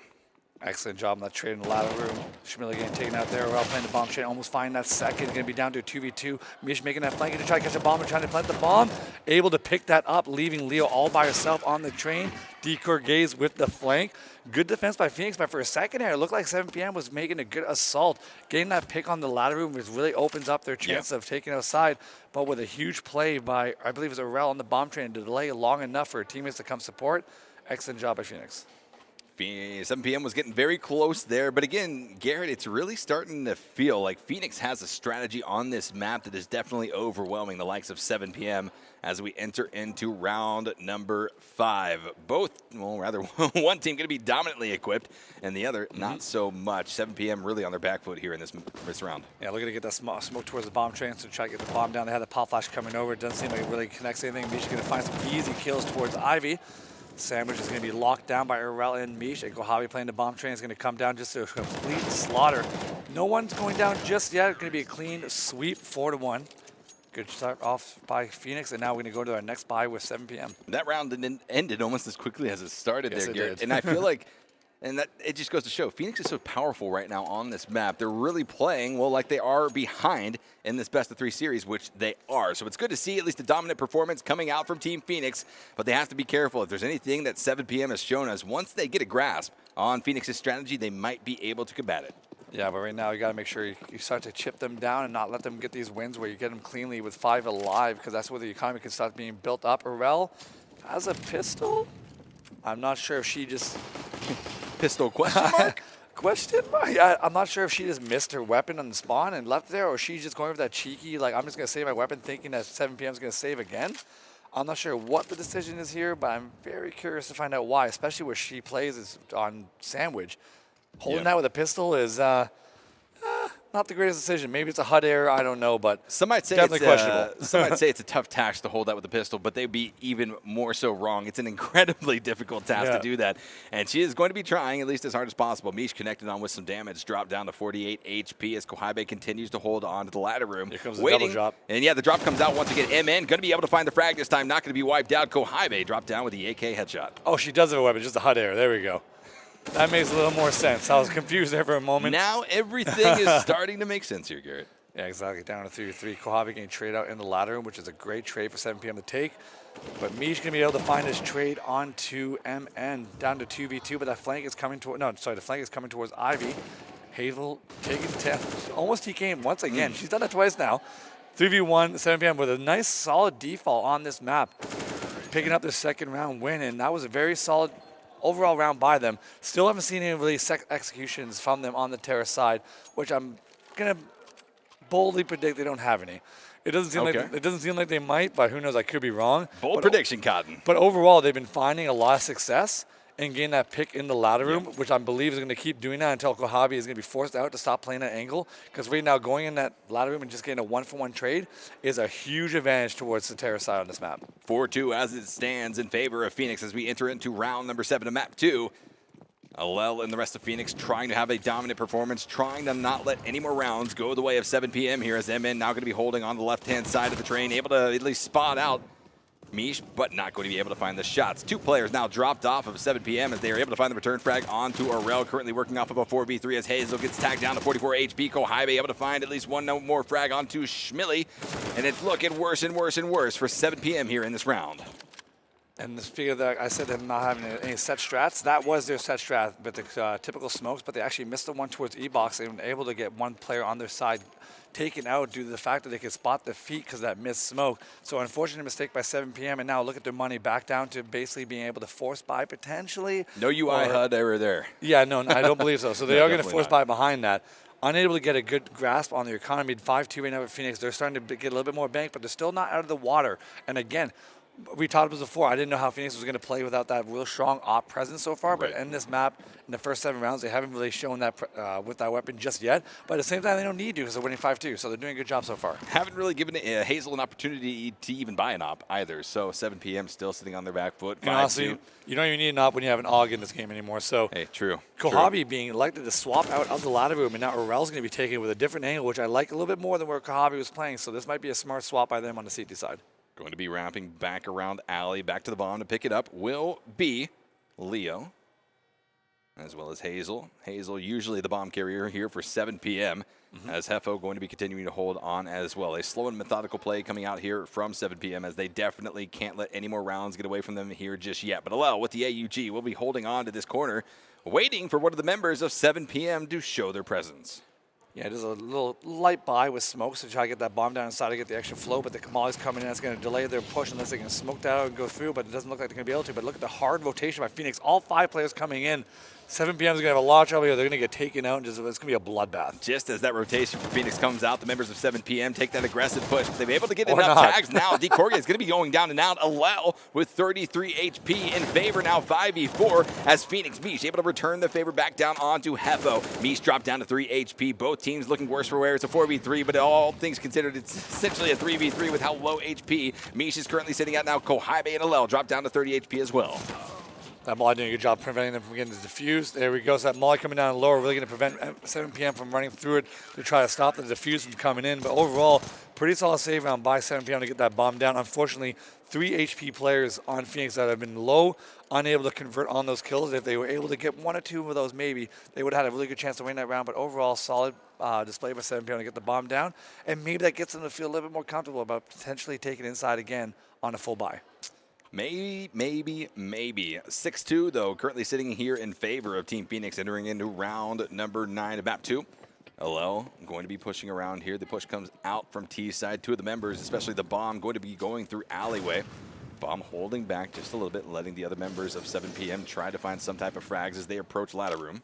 Yeah, put a lot of presence on the ladder room. This is going to be the first time they've played double up in that room. There's going to be Aurel and Alel in there. The A is defending it, Kohabi being pushed back to watching T middle. And we have also DeCorgaze playing aggressive on upper B. So a little bit, this is a very aggressive strat for CT side to be pulling out. And 7PM with the way they've been doing their default, this might work out for them if they can get that flashing on the ladder room and drop down. But so far they've been doing a dry, but if you have 2 players in Phoenix to holding that against a dry take of ladder room, it's probably going to go against them. Kohabe going to be holding this corner around the right-hand side of the wall, not able to find any type of shot just there. But a slow and methodical play now, as 7PM has been pushed back from any type of push. Shots coming out. MN going to be tagged down and out. DeCorge is able to find the kill, but dropped down to 12 HP in her own right. That's a bold angle for DeCorgaze to play inside by herself, pushed up upper like that. Very tight angle to hold, and now here comes the outside take. Ladder room going to have to be taken over by Hefo, but she's going to be solo, and that's going to be hard to take with 2 players playing it. We got Hazel working up the Ivy game, picked off by Misha, and here it comes. All the players just dropping down. Schmilly onto 15 HP, stuck in T mid. Kohabi with the crosshair set up. Going to be a nice clean win by Phoenix, getting the scoreline to a 7-2, and it looks like they're dominating on this map. And I mean, that was a buy round as well for 7PM. They're going to be losing so much economy here in the process, and Schmilly is starting to at least aggress into the position of Kohabe. If she's able to find this kill and take out the entirety of 7PM, it's going to be huge in the continuance of the dominant force that Phoenix has showed here, and will be able to find the frag. AK finding its connection onto Schmilly. Round win going the way of Phoenix. Yeah, we talked about Phoenix having a lackluster performance so far with the ops in this event. And on a CT side train, you expect to see the ops come out, but they've decided not to even go that route. They don't need to. Instead of breaking the ops out and playing long distance, they've been going 5 rifles and playing really aggressive up close and personal against 7PM. Playing now, this is the second time they've done, sorry, the first time they've done double up in ladder room, playing close T middle, one player spotting towards inside and leaving, I believe it was Decor Gaze alone inside, so they've been playing really close-up, aggressive setups, which provides them a little more support with rifles off each other. If you have the op, you want to play a little bit more passive, but they decide we don't need the op. Why do we need the op when we're doing so well right now to start off this map with rifles? You might as well keep it going until maybe they lose a couple members and they want to switch it up. But that's the only time I can see the op coming out, because right now they've been doing really well so far. And getting CT side on train, getting a win right here, getting, let's say, a 13-2 if they're able to pull that off. It's going to be a nice confidence boost going to the third map, but right now they're looking really strong. Upgraded pistols will be bought by 7PM, putting their economy at a bit of a deficit now as they start to approach into the faces of Phoenix. Current round standing is going to be 7-2 in favor of Phoenix as they look to walk away with a victory here on the map that they were able to pick at the beginning of this best of 3. Mish going to be holding outside, trying to spot any of the members of 7PM that she possibly can, as MN does exactly the same for the T side of things. Last save round, they elected to go Ivy, and they're doing it once again, but this time with a little bit of armor and more utility to help support it. The smoke coming in towards the spawn side, flashes coming in. Misha being able to push back through the smoke. So this is the opportunity, because the setup, the way Phoenix is holding it, this could work out for F7PM. They can find an opening pick on ladder room. Big damage, though, being applied onto 7PM. Hefo and MN going to be dropped down into the 60s as far as their HP is concerned. Kohabe trying to spray down, able to find at least 1 fragger. Teammate Alel finding 2. Now Aurel coming in, dropping down Leo. Just going to be Hefo up, and she's going to be spotted out and taken down. Another round victory, making that 8-2 in favor of Phoenix. Yeah, there's a lot of opportunity there for 7PM to win that, but they took a little bit just too long. Once they got Ivy to get that bomb down, they could have been able to get it down while the 2 players of Phoenix were still stuck in the ladder room and try to catch them running out on the rotation. But overall, another clean win by Phoenix. And right now, you look at their economy, even if they lose a couple rounds in a row, they're still going to be able to buy consistently. And it's going to be hard for 7PM to get some rounds back on the board. If they're able to get 4 out of the way that things are looking, that would be a successful half for them right now. I mean, honestly, it's really looking like Phoenix is not even allowing the members of 7PM to implement a strategy here. They don't have an opportunity whatsoever. As soon as 7PM pushes out onto a position, they're being met with a hell of a lot of resistance. MN going to be... Oh, mod yourself. Careful now. Almost. We almost had it. When it rains, it pours. And we almost had the 1G. Yeah, almost. No, yeah, not exactly the same spot, but that would have been... if you're able to TK yourself by bringing yourself from 100 to 0, that would be quite the display. That would be quite the display. It'd be unfortunate, to say the least. Hazel, though, going to be holding on here, trying to spot out Mish around the corner, able to find the nice head tap onto her, but unfortunately loses 3 now of her teammates. 2 remaining members now of 7PM will be combating against 4 of Phoenix. This is where we're at the point of the half now where you're starting to really see as 7PM doesn't have any really set strats here besides working defaults. So clearly, Phoenix, I'm not sure if they did their homework or if they're just really good on this map, but they realize that 7PM is weak here. And it's starting to really show, because Phoenix has been doing, honestly, they haven't even changed that much of what they've been doing. They've been doing the same setup the whole time. Well, not the whole time. They've had 1 player at least in the ladder room the whole half. Recently, they've been doing it 2 because they were getting Kohabi getting picked. That's how 7PM was to get their first kills. Dropping down low, though. Getting that trade is going to be able to help them out, get the bomb down, get some money behind them. But again, she's really on low HP. They do have the mollies. If they're able to make it towards upper, which they have no chance of making it to, they could have used that molly to defend the bomb and to delay the clock. But right now, they're just getting rushed. If you're a team that is going to be competing against 7PM and you're comfortable on train, well, this is the map to pick to counter any of their favorites. Shots coming out, Leo able to find 1, but not able to find the rest, as Phoenix walks away with all of the kills and now the defuse for another round victory. 9-2 as it stands. Yeah, but I was also saying before, Phoenix hasn't really changed much of their setup. They've just been doing the same thing over and over again because 7PM can't find a way to counter and to basically gain some ground. But at the same time, you don't need to switch it up. Phoenix looking like a night and day difference from their first map where they looked pretty sloppy. And here, now they're looking really strong, making absolutely no mistakes, and hitting all the shots, really. In the first map, you didn't see them really hit much shots. It would get like their aim seemed a little bit off, and 7PM was on fire. But now it looks like the roles have reversed. Round going to be kicking up underway. The 12th round here of map number 2 as Phoenix looks to put even more points up on the board. 7PM really working off their back foot now, going to have some type of miracle play come out if they want to keep their hopes and dreams alive here in map number 2 and not push this into the third map. But Garrett, it looks like that's the way we're going to be going if Phoenix keeps this up. Deco Gaze electing to play by herself inside. Everyone's going to be, oh, there you go. Rail's going to be making support towards inside because one thing 7PM has been doing good on their T side, they've been taking backhaul control on inside, and by doing that early, forces Phoenix to play 2 inside, which is doing a good job. And now there's the first time 7PM has put 2. Oh, there's going to be a fake inside here. Trying out some smokes and rotations. Heffel's going to make it run through the smoke. 2 players with the bomb towards Ivy. This is going to get good. If they can get this pick on Decoy Gaze, this is going to be what they need. A heavy rotation coming in. Spools, Decoy Gaze able to find 1 frag. Quickly going to be traded out thereafter by Heffo's AK. Look at this rotation, though. Everyone completely went inside. Now they realize they have to go back towards outside, and 3 are stuck in Z.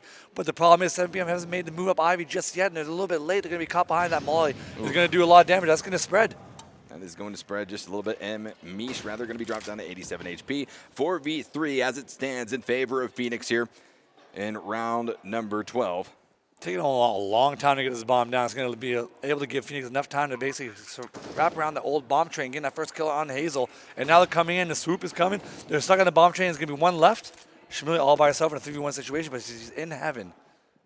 Just high, but they're going to be able to snuff her out here. Oh, very quickly. She might be able to find 1 frag onto Aurel. Able to find that first tap. Now trying to spray down onto the defuse coming out from Alel. Not able to find it, though. She will be dropped down. Another round win going in for Phoenix. Honestly, I really like what 7PM did there. They did a default setup, worked towards the brown halls, take some pressure on inside, and threw a 2-man fake on inside and drew everyone from Phoenix. They over-rotated because 7PM hasn't shown any kind of strategy like that. The only problem is everyone that came at Ivy was just way too slow, and they weren't able to get into a good position to defend the bomb.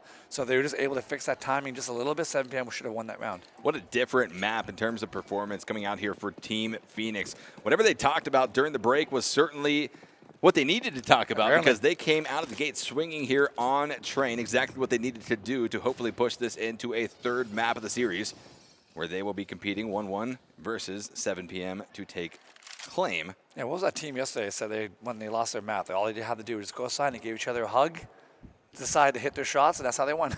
Garrett, that was 7PM. Was that 7PM? That was during Hazel's interview where she said that, we had to go. You're right. We essentially went and hugged it out, and we figured out our strategy, came back, and had that dominant performance. But it seems like they've slipped a little bit.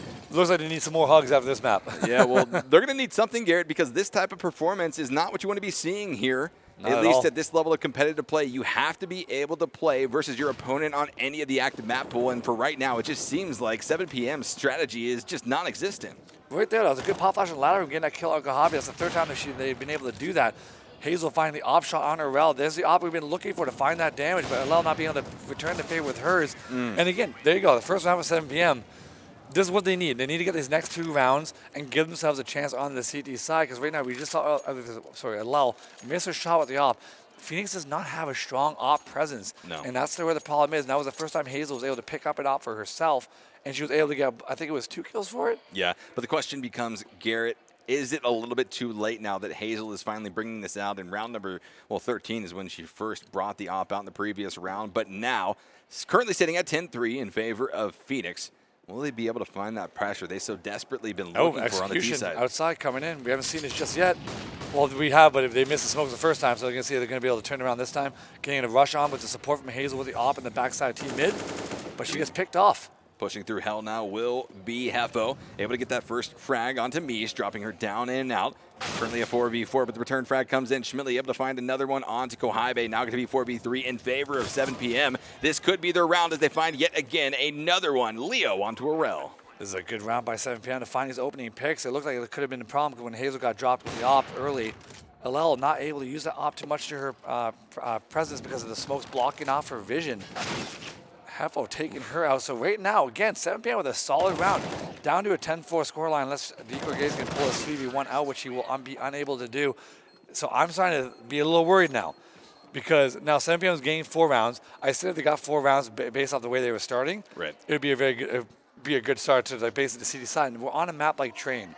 Train is a scary map because if 7PM can get to the CT side and win that pistol, it's such a CT side map, especially at the not the pro level, but just below that, such a CT side map that you can see like a 13-14-0 run, no problem. Well, yeah, pretty much a repeat performance of what we just saw from Exactly. Phoenix on that side of the map. 7PM is going to be almost fully capable of doing the exact same thing, but they need to be able to walk away with another round victory before we go into the half. Timeout being called by Phoenix as they start to regroup. They don't want to let this last one slip. They want to go in to the next half, 11-4. Yeah, that'd be that's a perfect scoreline to go into the second half. The only problem I'm starting to think about is like again, if Hazel's able to get her op in her hands on the second side, the second half on CT side, I would be worried as Phoenix because they haven't been able to find anyone to combat her. So right now, if they can hold 7PM just to 4 rounds, that would be a tall order for them to win on CT side for 12 rounds to get the win. It's going to come down to him. Kohabi stuck towards ladder room again. If she's going to get herself picked, she's electing to fall back, which is smart.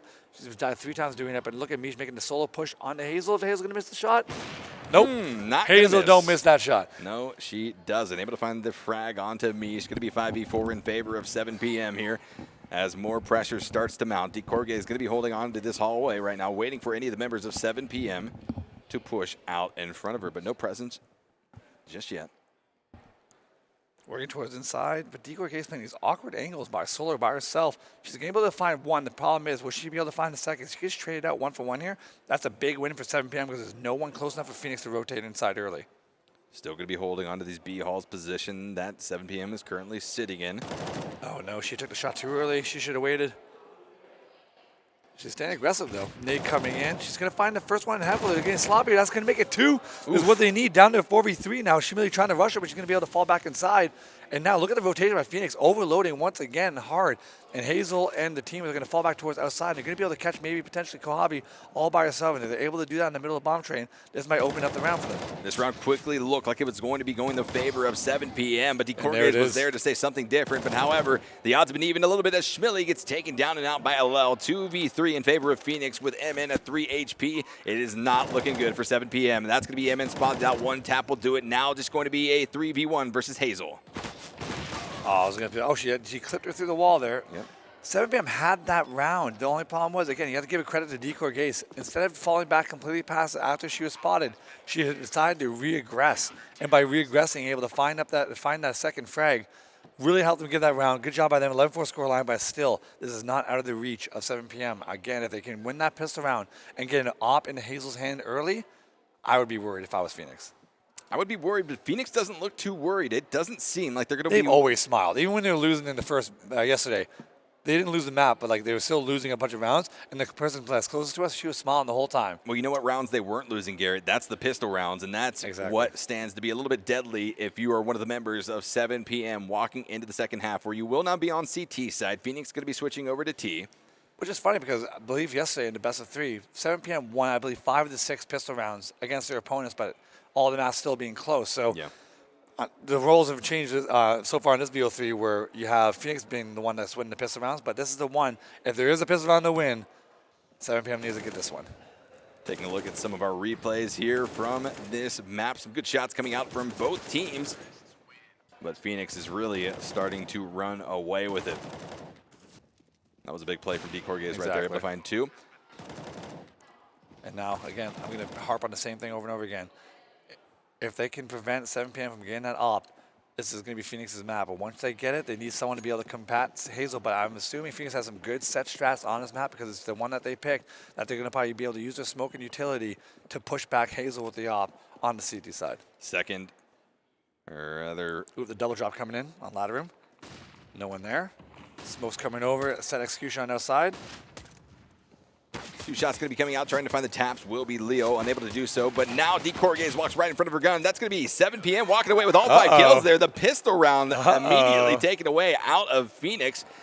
And Garrett, this is at least what you talked about. The scary story is starting to at least come true here on the second half of map 2. I'm getting worried now. Well, I don't have so are any. Phoenix. I don't have any dogs in the race. I don't like. I just want to see some good CS. I'm not looking for any specific team to win this map, but at the same time, I'm starting to get a little worried for Phoenix. 'Cause even though they're up 11-5, I'm just worried about the op. Yeah. That's the main thing. Hazel's really good with it, and we haven't seen anyone from Phoenix step up with it enough so far in this tournament. 11-5 still in favor of Phoenix, but as far as the second half is concerned, the SMG is going to be held by 7 p.m., and they're looking to pick up some of that bonus cash right now as Phoenix starts to at least maneuver around their T-side position.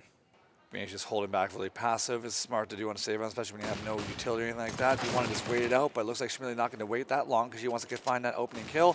Going to get knocked down at 12 HP and fall back, but the nice flick onto Kohabi. That was dirty. Yeah, 2 HP though, and Arel's close enough to maybe get the second kill here. Oh, nope, there it is.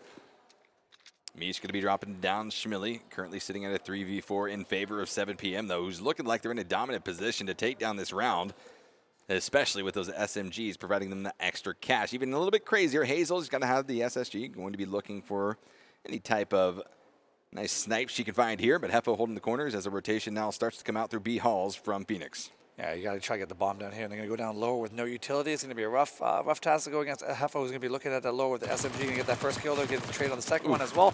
Mish going upper and dropping down, going to flank, potentially get Hefo, going to be aggressive.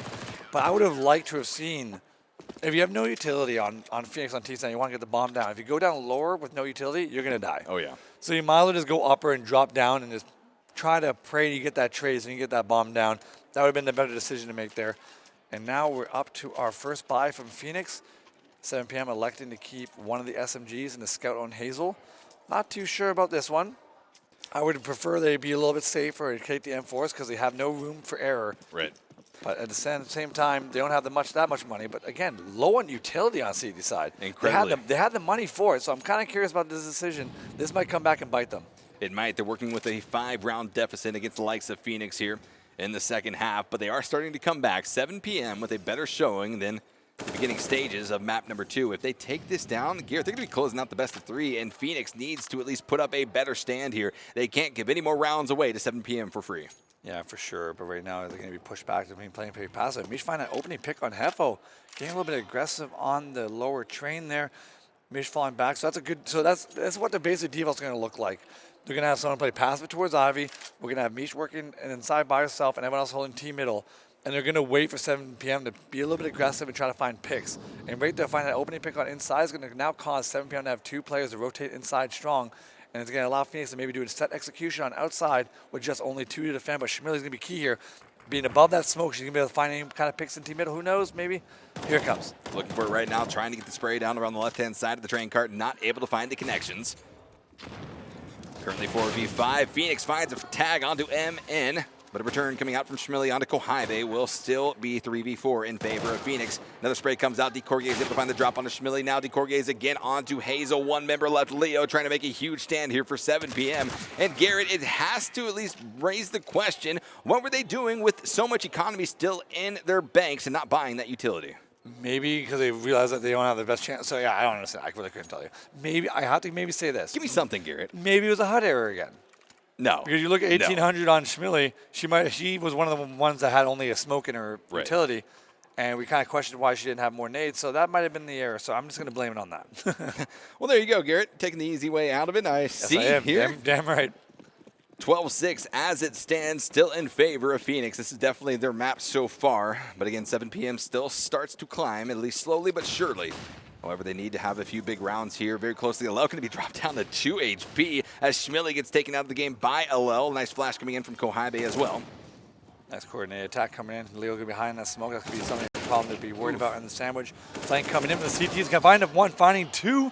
This is a very good chance now for 7 to put this win in. That's going to be a 3rd from the flank. Oh, DeCorgier is able to find Leo 1v1 in between Hefo and DeCorgier, both sitting at just under 50 HP. Nade comes in, going to be dropping Hefo down to about 15 HP, and now she is looking worse for wear. The bomb will be going down. DeCorgier is going to be trying to secure at least a little bit of extra cash before taking on the likes of the remaining member of 7 p.m. DeCorgier is they elect to go towards heaven. She's going to be set up. She wants to just put a tight angle on the player coming out ladder room. She has this win in the bag, but she's electing to be really passive and play the clock. So if Hefo can potentially get on the top of that blue train and take a peek over. That's the way she can win this, but she has no idea she went up towards Evan. But the longer the clock ticks down, she's going to be able to figure it out. But the Molly going towards Z. Unfortunately, not going towards Heaven. Low HP, got the kit. Gave it the tap. DeCorge is going to be pushing up. Spotted out by Hefo. Hefo going to be going for one more tap. Bringing out the pressure from DeCorge. Is not able to find the shots and ultimately able to take down Hefo. Another round victory going the way of Team Phoenix. Even though they didn't get the win, it was a really good job by 7PM to get all 5 of Phoenix to die in that round. But at the same time, they still don't have that much economy behind them. So this might be a time where you really need a win. Hazel has enough for an op. I was going to ask if she was going to do it without armor. She's elected to go with no armor on the op, which is fine with me, because if you're going to turn this map around, it's going to be on the back of Hazel with that op.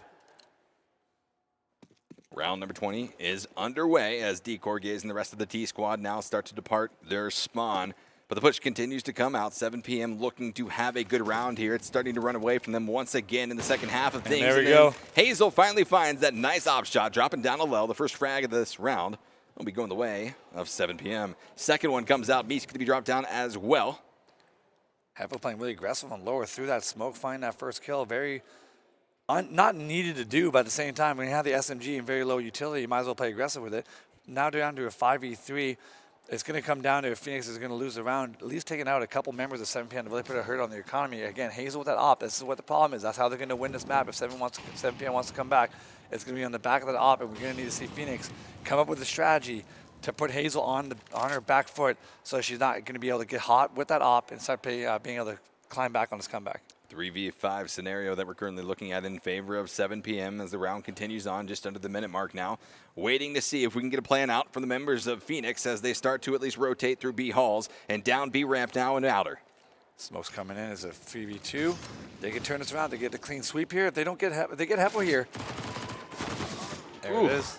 Good frags coming in for Phoenix to pick up 2. Trade coming in onto DeCorge, but they will be able to keep Aurel and Kohibe alive as the plant now starts to come out onto B site. Able to effectuate that. Now they need to hold off that CT push that will be coming in. It's all going to come down to Kohibe to find some picks here. They don't know she's pushed up this aggressively. They're going to find the first kill on the Leo, and she knows Hazel's up on top. Oof. She gets the pick on Hazel, and that's a third, and Kohibe picks up the third. Absolute huge round by Kohibe to get that for them. Phoenix was down and out, 5v3, taken inside. But her playing aggressively to find those picks without 7PM knowing that she got pushed up, gave them the rounds. A very, very good round by Kohibe. Phoenix looking to close this round out very, very quickly.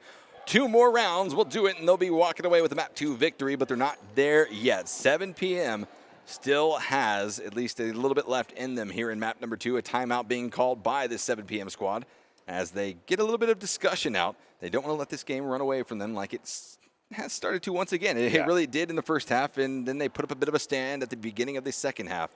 However, things have quickly declined for them so far. It's a little bit too tall of a task, and especially after having that first 2 frags on that round to give themselves an advantage. They're setting themselves into a perfect position to get themselves on a run.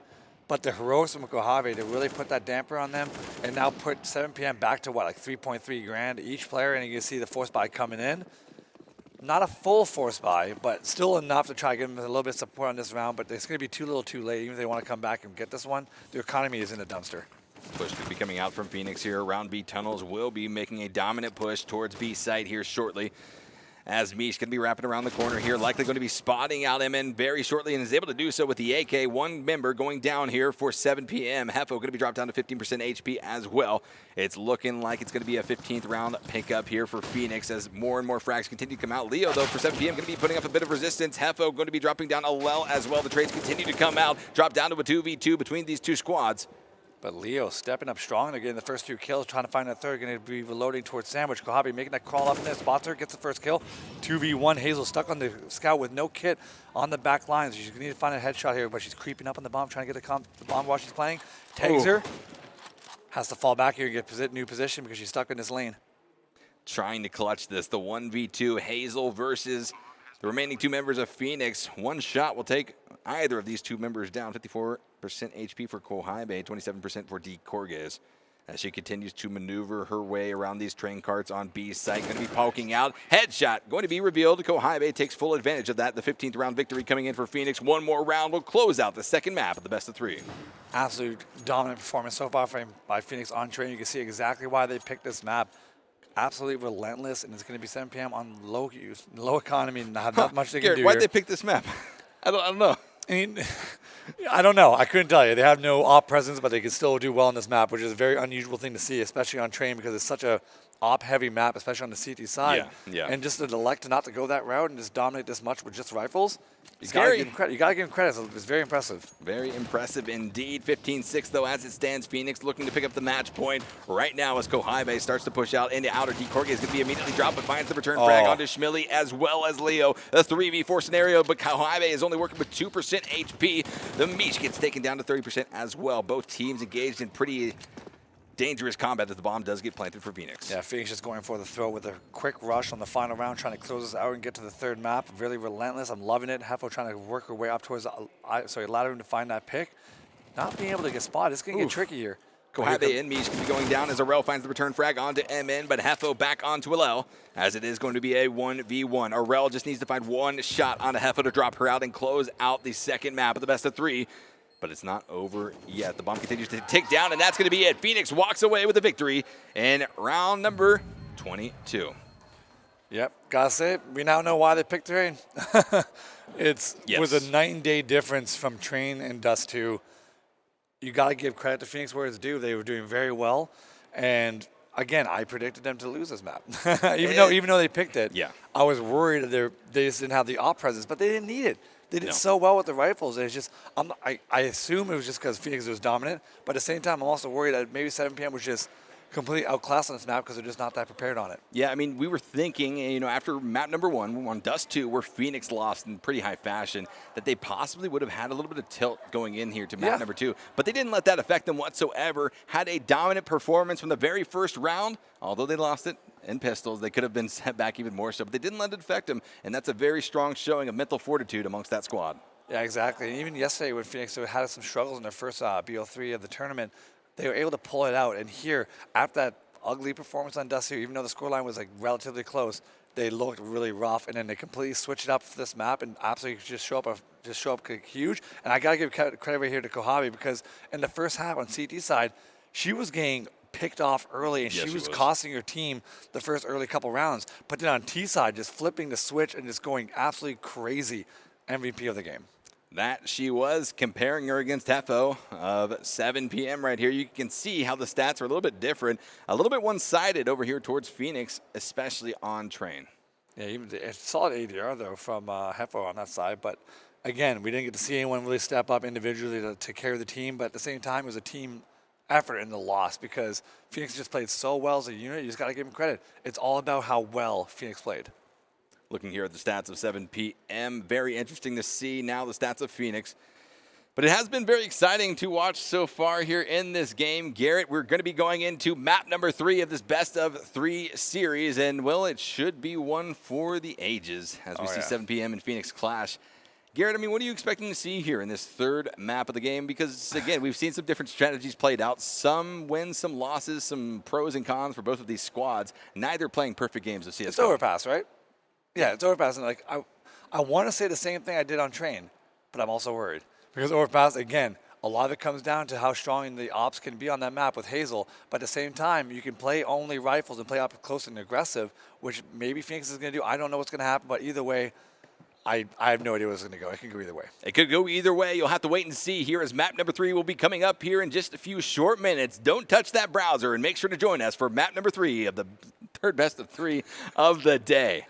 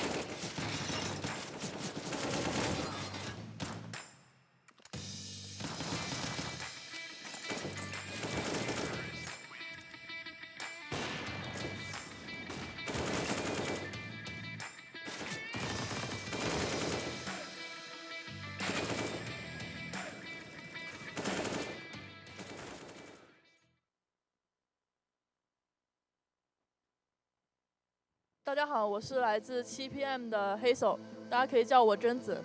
然后我们队伍来自中国。7PM 的意思就是晚上7点钟。然后为什么会取这个队名呢？就是因为我们之前大家都有工作或者上学的，然后只有晚上7点钟左右才可以大家集合在一起训练，所以就改了这个名字。我们的队员有 Leo， 大家都比较熟悉的，跟我一起在 LG 的时候一起组过队的，还有毛毛虫，他是我们的指挥，然后还有2位新来的队员，叫做 Macy 还有黄凡凡，然后他们2个都是最近1个月才加入队伍的，所以说我们的队伍其实成型也就才1个月左右，然后这是我们第1次参加线下比赛。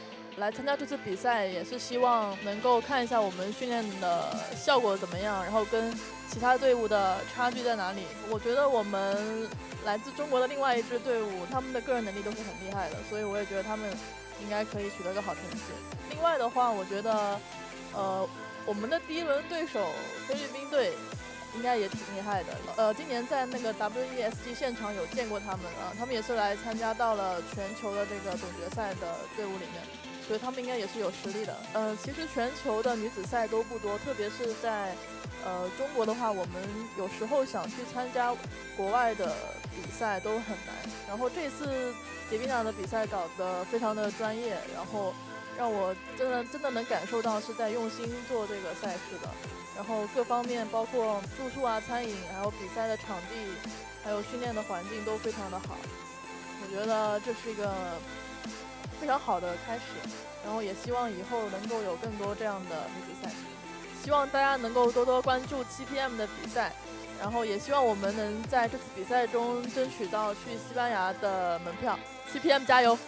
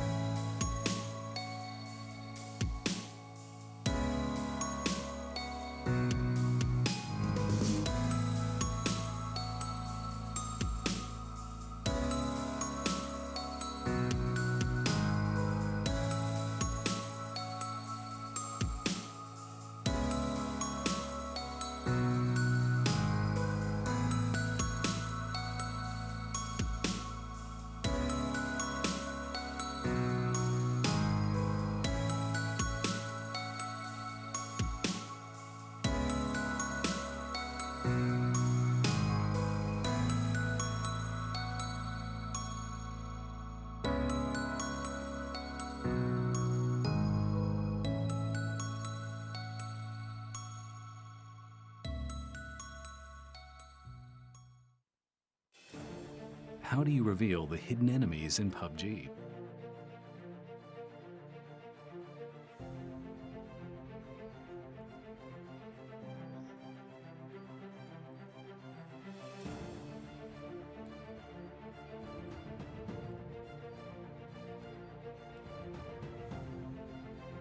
Adjust the black equalizer to brighten darker areas, which makes it easier to spot enemies hiding in the shadows.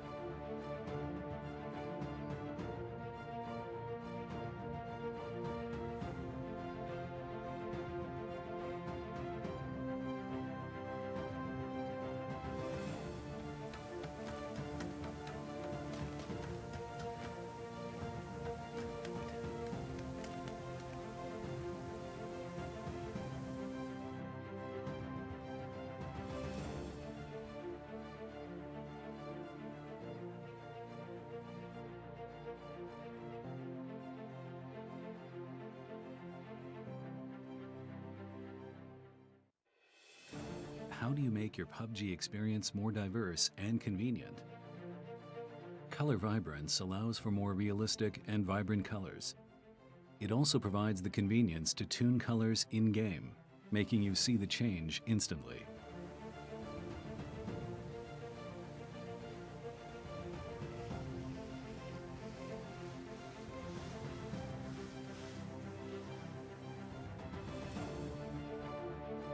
Save up to 3 different settings based on your preferences, and use the S switch to quickly change between those settings.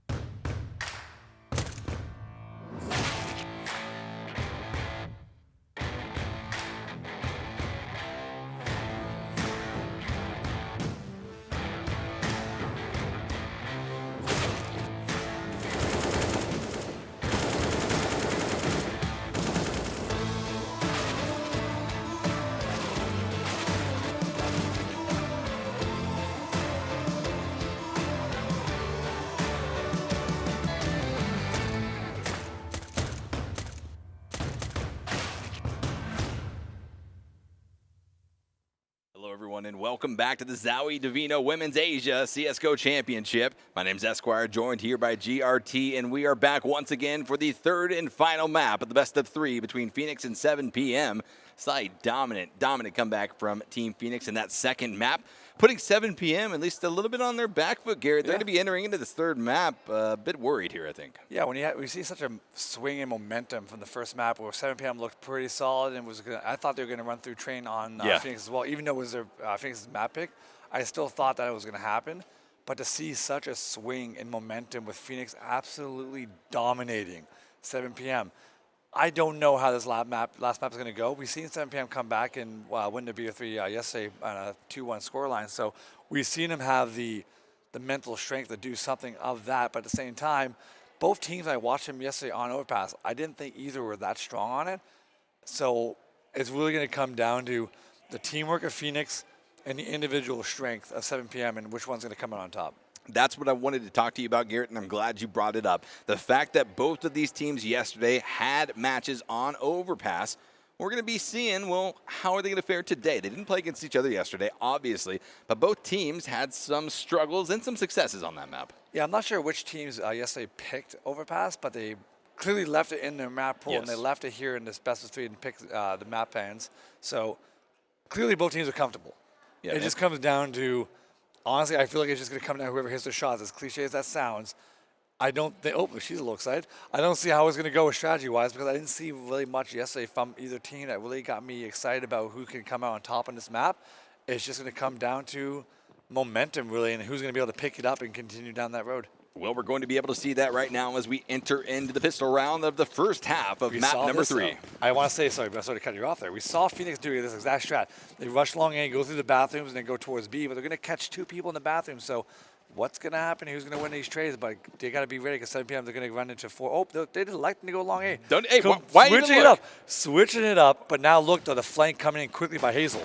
Hazel is prepped and ready for that with the USP. Now going to be pushing out behind these members of Team Phoenix, trying to find the frags right there. It's going to be MN with a double tap onto Misha. Decorgaze marked that 3 now onto Alel. And that's going to be a huge round victory coming out of the pistol round for 7 PM, taking away the pistol round from Phoenix, who, you know, Garrett, I had mentioned Phoenix is incredibly strong on these pistol rounds, letting it slip there initially. Yeah, I thought they were going to do the same strategy they did yesterday, but the switch up is going to continue through to from the, up long A towards A. The thing was, though, because 7 PM was so aggressive on the bathrooms, they heard all those footsteps and was able to call for the early rotation from their teammates, and that's what put Phoenix basically trying to go run through a wall there, and 7 PM having all 5 members. Second round going to be starting here. SMGs in the hands of 7 PM, looking to pick up some bonus cash as well as a round victory here. and this was a common setup they did in the bathrooms on the A side, was they play double up, one on either side of the opening, and they just do a crossfire. So I'm going to be curious to see if Phoenix is going to be able to find a way through that on the gun rounds and try to punish 7PM by playing so, I wouldn't even say it's aggressive. It's not aggressive, it's not passive, but it's too much in the middle. And I'm kind of, maybe Phoenix can try to punish them, but at the same time, I want to see Hazel get on the op and cause some trouble for Phoenix since they haven't been able really to contest her. Rotation back favor towards A side with that path heading through Fountain. Going to be able to find a spray. MN once again having a very, very good start to the map, but going to be taken down by RL quickly thereafter after the trade. Hazel has along a lockdown. She hears them in the bathrooms, is calling for the rotation. As you see, 2 players from 7PM making their way towards A and leaving Hefo all by herself towards B. But Phoenix slowing it down. They have absolutely in no rush. They have no idea Hazel is here. She's going to come up clutch here. Going to be able to spot that player. She's going to call the rotation now. You see the players on the map rotating over, and she's going to see the one player all by herself, going to take her out.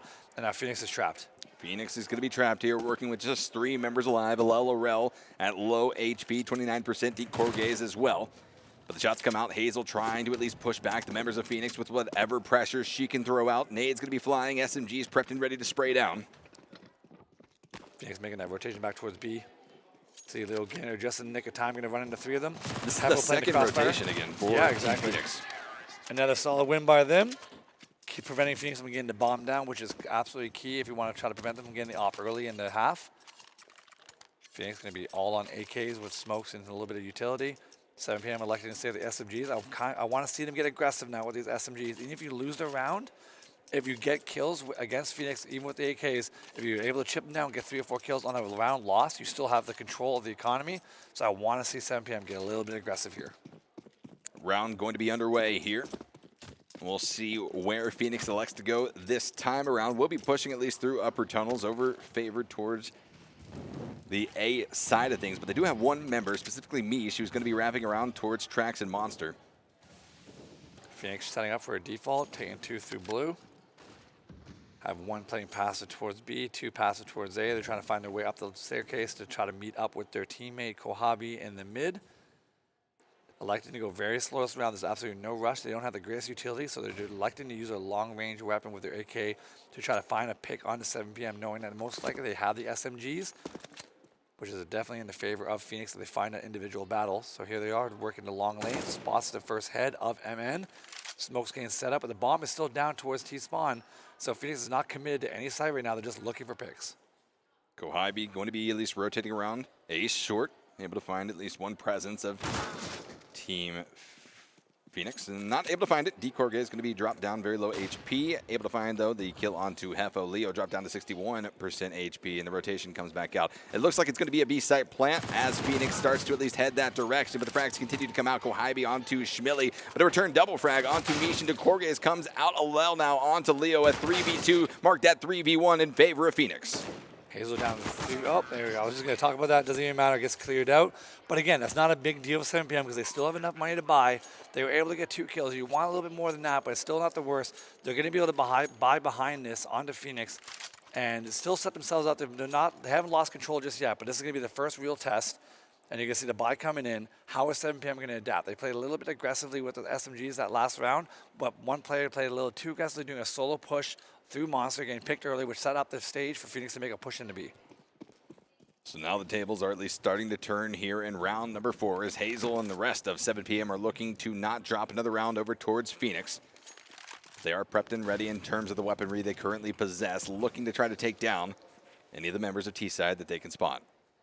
Phoenix going working the same default they've been working even on the map yesterday on Overpass. Very passive throughout the map. They wait for the players to work up the staircase and meet up with their teammates in the middle through Fountain.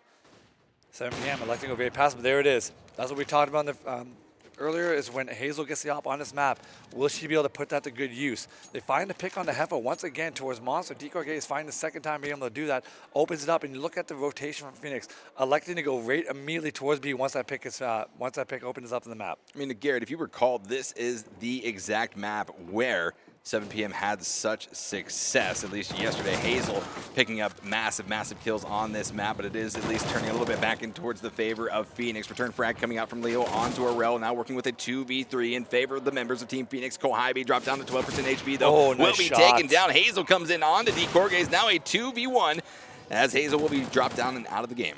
And man, though, Kohabi is down to 12 HP. I'm not sure if their teammates were able to call that out. Going to be behind the smoke. They know where she is. It's going to come down to a war of attrition here. Eminence working her way around the pillar. Kohabi going to be able to shot in the back. There it is. Big round for 7PM to get that win. It's going to put Phoenix back on the heels in terms of the economy. But you got to give credit to Decor Gaze getting the first 2 kills on Monster to give Phoenix a chance to open up into that site. But they got saved off by their teammates with Hazel getting the first 2 kills and entering on B. 3-1 as it stands in favor of 7PM, who is coming off of the, at least, tail end of a very difficult map. And look, they're able to pick up the op again, give it back to Hazel. And now this is where, again, Phoenix has no way to combat it. They don't have the op to put up against Hazel. So it's going to come down to the utility and the smokes and the mods and how is it going to be able to push her back passive into A and lay down executes and basically hide the op behind smokes. Because if you can let Hazel get picks and let her basically be able to work free when she likes this angle, that's where you're going to find some trouble. Aurel going to be pushing up here. Slowly but surely, almost to the boost position. Schmilly trying to get a jump up, trying to get a sight on any of the members of Phoenix possible. Push comes down, a few shots trying to find their connections, not able to. Mish going to be closing the door, quickly retreating back behind cover. Default set up a little bit differently here. The timings are a little bit off. They have no player towards Monster, where they found Decor Gaze had a little bit of success finding 2 picks now in the first 2 gun rounds. But they elected to basically, it looks like they're going to dedicate themselves towards A and to do a set execution, which this might be what they need in order to get in on the side and aggressively on towards Hazel. But Hazel has the op towards long A. Will they be able to push her back? It's going to come down here. There's only going to be Alel here to push her back, so she needs to flash this off. She wants Hazel to get pushed back. Alel will be peeking around this corner very shortly. She's holding, at least for now, but Hazel is prepped and ready with that AWP to spray down and find the head tap. And there it is with the jump.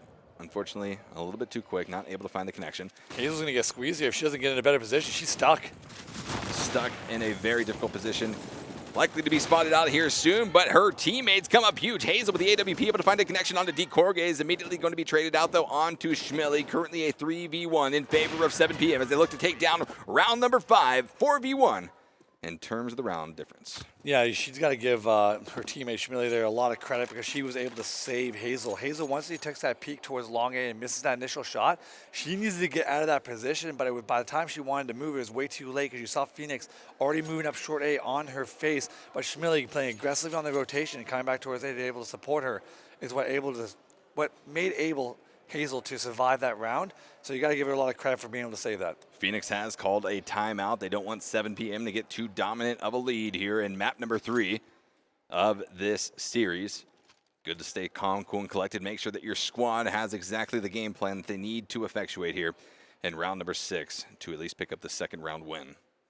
And if 7PM can get this round nice and clean, this is where they can get that momentum, kind of like what Phoenix had on Train, to get on a momentum run and get that nice lead on the first half where you get that momentum, you get all that big lead. It's going to put Phoenix on their heels and it's going to have them climb up a big mountain to try to come back.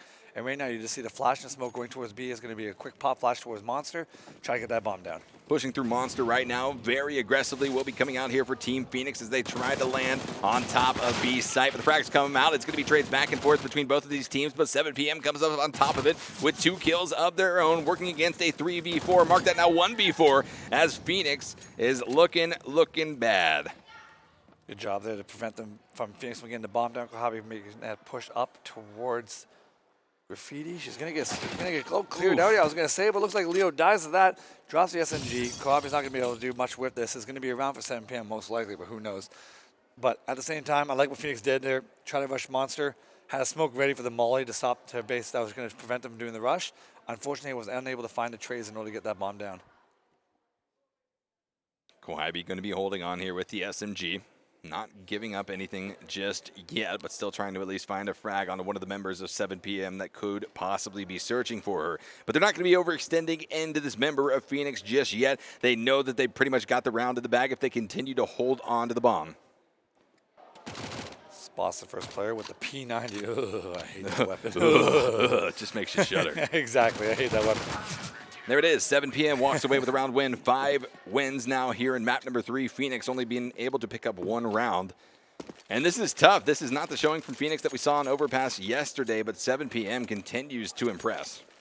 Yeah, right now they have no money to buy an op on Phoenix. They basically combat against Hazel. So I would like to see Phoenix do something towards B. Once again, they've gone in there twice on rounds previous before. So they see the opportunity to get in that site. I want to see something more towards that with the weapons. They've got in. They've had a little bit of success. They just have been unable to close out the round.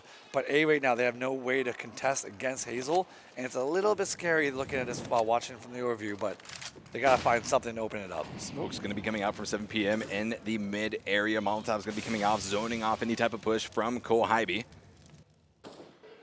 as they start to at least set up this position near the B side, trying to find the picks and Nice not boost. able to do so. 7 p.m. able to find a nice frag onto DeCorgaze.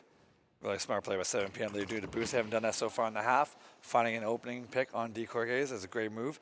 And if they pay attention to where DeCorgaze usually plays, she's usually the monster player. So that might switch up and give 7 p.m. a little bit of an indication that the strategy has been changed and that B might be getting taken here. FO going to be at least wrapping around. Not able to find any enemy presence just yet of Phoenix. But that P90 though. Ooh. Let's just shudder one more time, Garrett. P90 though will be prepped and ready, as you said, by Hefo, currently sitting in a 5-4 advantage in terms of members over Team Phoenix as it stands currently. Only problem right now is Phoenix has put no pressure towards A, so it's getting very readable because they haven't spotted anything towards A for pressure from Phoenix. So 7 p.m. should be able to read this coming in.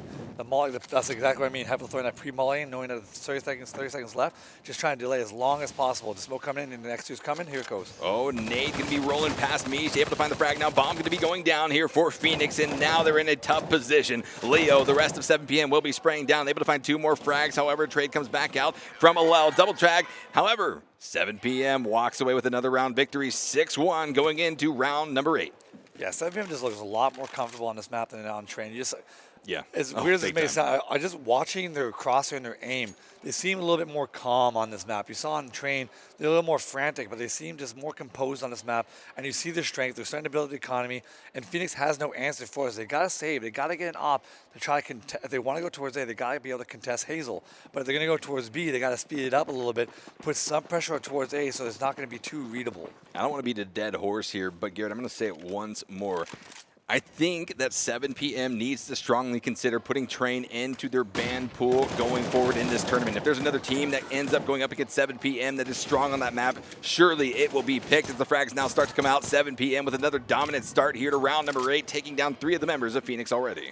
Yeah, solid round overall, just half by from Phoenix. If they can just keep 5 alive, keep that economy strong, it's going to be good for them. It's going to be another round. It's going to take it to a 7-1 scoreline. And yeah, just talking about their previous maps before, like, it just seems like 7 p.m. has specific maps that they're really strong on, and others where it's a little bit more iffy. Even yesterday when we saw them play, they won 2-1, but they didn't look that strong on the maps that we saw. Right. But again, if you saw them on Dust 2, they looked really strong. Yes. I believe on Inferno they were okay. I don't think it was overwhelming, but they were definitely a better team on Overpass. But same with Phoenix, though. They showed a pretty good match on Overpass as well because they won their matchup 2-0. But right now, they're off to a rough start, and they just look completely outclassed on this map so far. Outgunned, outclassed, and out of luck, at least so far, as Alel starts to at least push in. Likely going to be diverting over. Oh, pop flash coming. This is going to be cheeky. This could work. If she lets it go. Not going to just yet. There it is, and the spray comes through the door. Able to find one connection, marked at 2 now. Schmilly coming up with the final round kill to walk away now 7-1 in favor of 7 p.m. Now, here we go. They have enough money for an op on Phoenix. I want to see if they're going to elect to go that way. We got the pause coming in. We already had the first pause by Phoenix. This might be the second one. They do get 2.5, I am assuming, on this tournament. Unless we talk about it again. Maybe it's that BM timeout. Remember Maybe. yesterday? You never know. But again, Phoenix continues to look at least very calm, cool, collected here. They're not as excited as they were previously. Garrett, the emotions of this squad has at least changed a little bit. I don't think they were expecting to be met with this type of aggression, this type of performance coming out of 7 p.m. here on Overpass. Yeah, after you win a map like on Train that well, you just have that momentum behind you, so you get maybe a little bit complacent, a little bit cocky, but at the same time, over the course of a BO3, it's a long time to play CS. It is. And it's a drag. Even when we're casting it, it's a little bit tiring, but now imagine when you're playing it, all just mentally being in it all the time, it just drains you, and it comes down to who can just last the longest and just be mentally strong, and right now 7PM showing that right now. And if Phoenix is going to be able to come back, they need to turn it around. Round number 9 underway. Again, currently sitting 7-1 in favor of 7PM as they look to take down their 8th round victory here in map number 3 on Overpass. It's a little bit different strategy from Phoenix. They're going 2 going towards long A, which is different. We saw it set up before from yesterday from 7PM, where they had Opper post up on long A, and they had MN hiding behind the rock. It worked out for them yesterday. I'm not sure if they're going to be working out today because it doesn't look like they're going to put much pressure towards long A. But again, very passive, slow default from Phoenix. No op, though. So again, Hazel's going to be a problem. And that's, the aggressive push from MN. She got impatient. It's really early to make that push, but she might walk into the op here. Pays off as Alel is able to find that first frag here of the game, dropping down MN. But again, the bathroom is going to be held very dominantly currently by Hazel with that AWP. And she's going to be able to find the frag right there as Mish crosses through the doorway. Yeah, she heard that coming from a mile away because Mish ran all the way up towards long A. And now Hazel's going to be able to find a clear passage to fall back towards A. And we see the player in bathroom almost catching on the rotation, but now Hazel's going to be set up in the op. They are pushed back, and now you see right now Leo's falling back towards A. It looks like, she was going to. Going to like to stay towards B. 2-2 splits. Phoenix had a lot of pressure towards A, and now they might decide to go back towards B. Yeah, throwing nades over towards A to fake.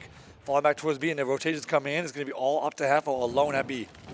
Molly's going to be flying over towards B side, but the extreme push now coming out from Phoenix. This has to pay off for them, or they're going to be looking very bad going into the rest of the game, and it's going to be 7PM walking away with 3 kills. Mark that 4 now as they take away another round win. It's a landslide in favor of 7PM here in the first half. Another heroic performance by Leo. We saw it on Dust 2, was able to stop the mid-B splits push by herself, and there when their teammate dies at B, able to find 3 frags on the entries. Good job by her to save that round, because without that, they would have most likely have lost that. And again, that's so demoralizing. You had a timeout. Oh, yeah. You thought about your strategy. You got the first initial pick. You're up 5v4. And then you're making your way towards B, and it comes down to just a heroic play by a single player, and it just demoralizes you. Now you can see, getting a little bit more desperate. It looks like it's going to be a monster rush. Monster Rush will be coming out. All 5 of the Phoenix will be aggressively pushing over here towards B site now. And the first frag comes out. Kohaibi going to be dropped down and out by the members of 7PM. Currently a 4v5 in favor of 7PM as they look to find even more. Leo stopping that rush dead and rights. They didn't go towards Monster, but they're going towards short A. But again, find that first entry by Leo. I believe it was on a boost. Really puts a hamper on that. And now again, they're stuck back with only 2 smokes to try to get into B. No pressure towards A. It's going to get really readable. And Phoenix running out of strategies to do. It's getting a little bit obvious. Yeah, it's incredibly obvious. They're being read essentially like a book by the members of 7PM, trying to find some spray through the wood to connect onto the members of Phoenix, but not able to do so just yet. Decorge is going to be trying the exact same thing. Mish now prepping at least a bang near the fountain. Yeah, good job by Phoenix to fall back towards A to go back and put some pressure because it was getting too readable. There's still only 55 seconds left in the round, but at least they're making the effort to keep it fresh. They can put a little bit of pressure back on A, and they can fall back to B if so pleases. But right now it's going to walk into Hazel. Oh, Hazel misses the easy shot, and that's the opportunity they need to make this push on A. The reaction time a little bit too slow on Hazel's. AWP will be lending her to go down and out here in this round. Mish is going to be spotted out, able to find the frag though onto MN. Phoenix is looking a little bit better here on this round, able to find another one onto Schmilly. Just going to be a 3v1 in favor of Phoenix. Leo, the only member left alive of 7PM. Good job by Phoenix finding that first entry onto A and just realizing that's the opportunity to rush in quickly before the rotation comes in. Good job by them. Leo down to a 3v1. If she's able to find 2 frags here, like obviously you want to win the round. If she's able to find 2 frags, Phoenix is going to be low on money. And this could be really huge for her to find something to try to damage their economy. Spots out Mish from Phoenix inside here. Going to be able to try to find the frag. Only needed 1 tap to do it and is not going to be able to find the victory here. Phoenix walks away with a 2nd round win of the map and so needed by this squad. Yeah, exactly. And so 8-2 scoreline, 7PM still looking strong. They have a lot of money to play with. Phoenix, this is where it comes in, especially on T side. When you've lost so many rounds in a row, you need to string rounds together. And they got the first one now, but now they got to put them together because if they lose this, they're going to be pretty broke going into the following round, and then 7PM gets back control of the economy. So again, Hazel's back on the op. No op on Phoenix to pressure her. So it's going to come down. I want to see Hazel get a little more aggressive with this op because there's so many opportunities for her to find picks, but she's not doing it. But they're going to go back to the exact setup they had before. But I'm assuming MN is not going to push any farther than that rock because she got picked last time for doing so. One of the members of Phoenix going to be rotating lower tunnels as the rest of the team starts to at least spread out. Slowly but surely. Different strategy that we've seen Phoenix play out here in the first 10 rounds of map number 3. Yeah, first time as well, 7PM playing 3 towards A dedicated. Kind of curious how this is going to go. Schmilly playing short A, supporting. Flash coming over, long A, here comes the off. That's the first one. They're going to get the peek from the rifle. MN getting picked off, and then again, the short A player getting picked too. This is Phoenix's chance to move up on long A as well. A quick retreat back to A side coming out here from 7PM, but Hazel finds another AWP shot connecting on to Kohibi. That's going to be 2 dropped out to 3v3, mark that 2v3, 2v2 now in favor of nobody. Hazel going to be dropped down to 50% HP, Leo down to 42% HP, working against an HP deficit big time against the members of Phoenix. Decoy is finding that pick onto Monster as well is going to be huge. It allows them again to being at the bomb down. Leo's and Hazel on low HP, trying to retake the site with low utility and no health. This is hard for them to go with, but Leo has a jump on the angle. If she can creep up without them knowing, she can find him, but she's making noise now. They know where she is. Decoy hears it. Leo wraps around, able to find the frag onto Decorgaze. Unfortunately, Decorgaze wasn't quick enough on the snap. And now one more member, Mish, able to find the frag onto Leo. Now a 1v1 in between Hazel and Mish, and it's going to be Mish walking away with another round victory. Phoenix starting to at least climb out of the ditch they had dug for themselves. Yeah, Hazel got a little excited there. There was absolutely no reason to take that shot into the wall. She had the positioning on her. She just got a little anxious. We saw it on Dust 2. It could do that a couple times when she was in those clutch situations, missing easy shots. And there, it looks like she got a little bit nervous, a little bit antsy. And now you look at 7PM's money. So Phoenix is getting back into this now. They are getting back into this game just at the right time as well, because things were looking very, very dire for them. 8-3 as it stands, still in favor of 7PM, but round number 12 is underway, and Phoenix is looking to try to even the score here before going into the second half. And he goes to push in to find that first AK. And look at the HP though on Kohibi, down to 40 health. They know they're coming. Here comes Misha, finding a trade here as well. Gain traded out. That's 2 AKs now. This is a very good round for 7PM. Incredibly big round for 7PM as they do pick up those AKs, only having to combat against 3 more members of Phoenix who are going to be dominantly pushing on to B side. The plant going down right now will be down, and now CT has to rotate around as quick as possible to try to set up some type of trap for the members of Phoenix. Yeah, and they're going to go for it. I thought they were just going to save their weapons and take the money going into the following rounds, but they're going to go for it, and having no kit to defuse. They need to be quick.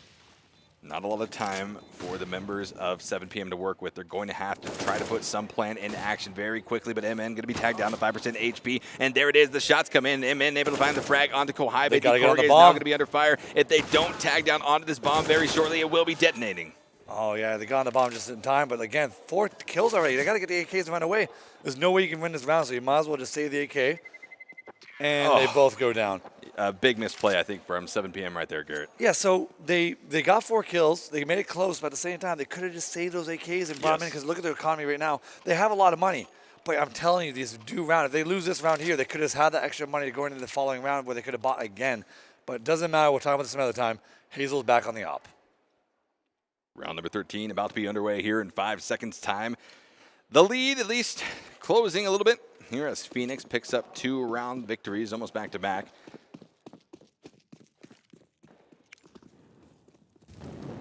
Going back in the default, going back to what they did before when they were losing. So I'm kind of curious about the decision. But you look at the op setup, though. They have the dual set up towards A on short where bathrooms are. Going to be having, I believe it's Hazel being the aggressor. But they look at that. They fall back immediately early in the round. Something tricked them off to fall back early. They've been playing pretty aggressively. But, oh, this could be the catch that she needs. She got to pick on this earlier in the half. See if she can get it again.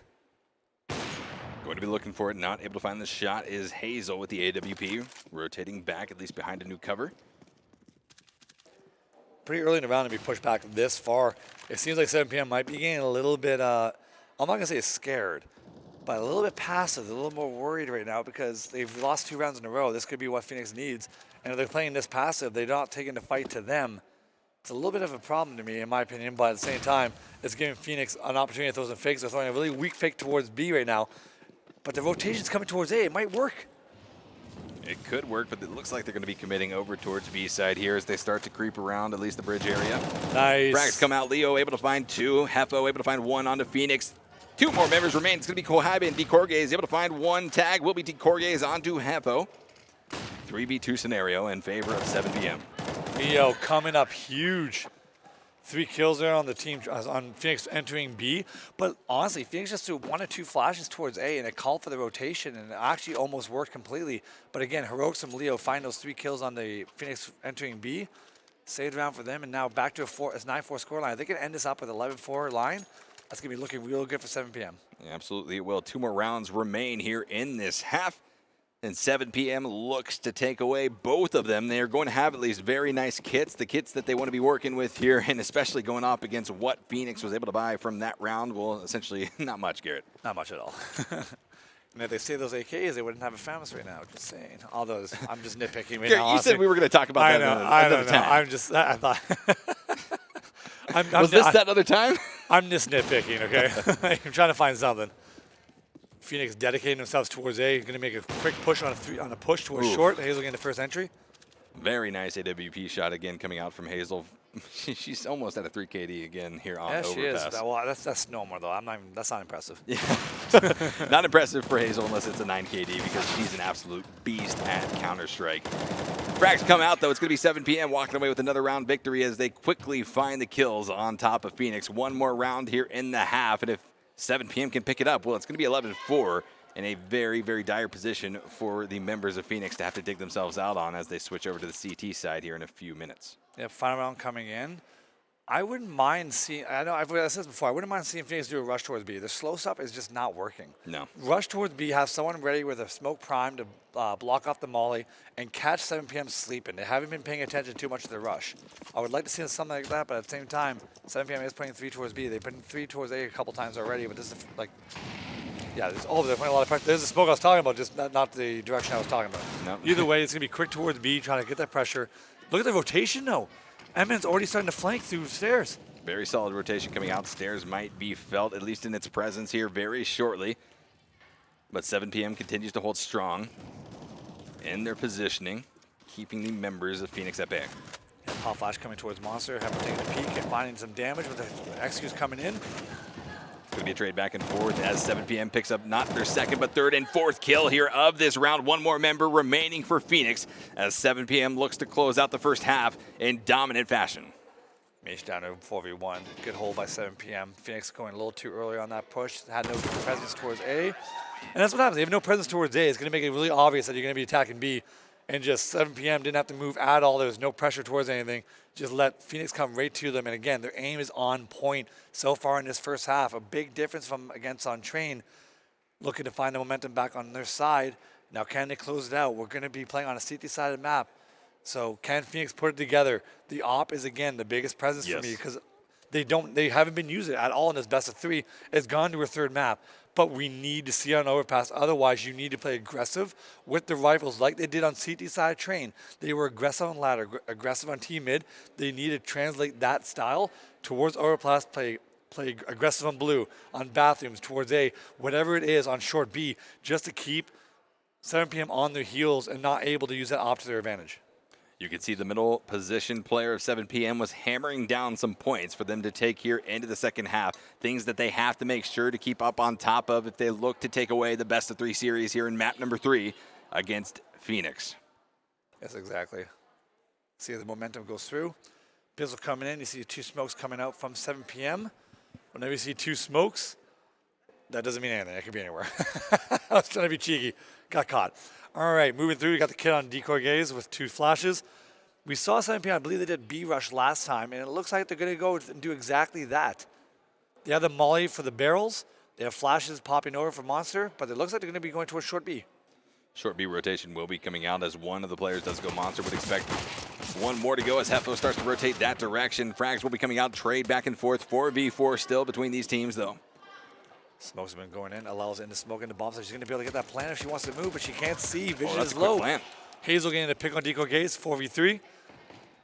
7PM in dominant fashion, able to find a lot of damage on top of Alel, dropping her down to 4 HP. Almost able to find her leaving the game, and there's even more frags coming out. One player left here for Phoenix, and 7PM takes away the final round of the half. 12-4 as we switch sides here on map number 3. I got to mention again, Leo.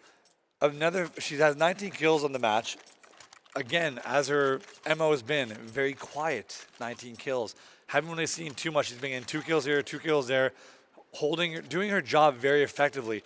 And right now, top 5 of her team in a 12-score line, MVP. If they win.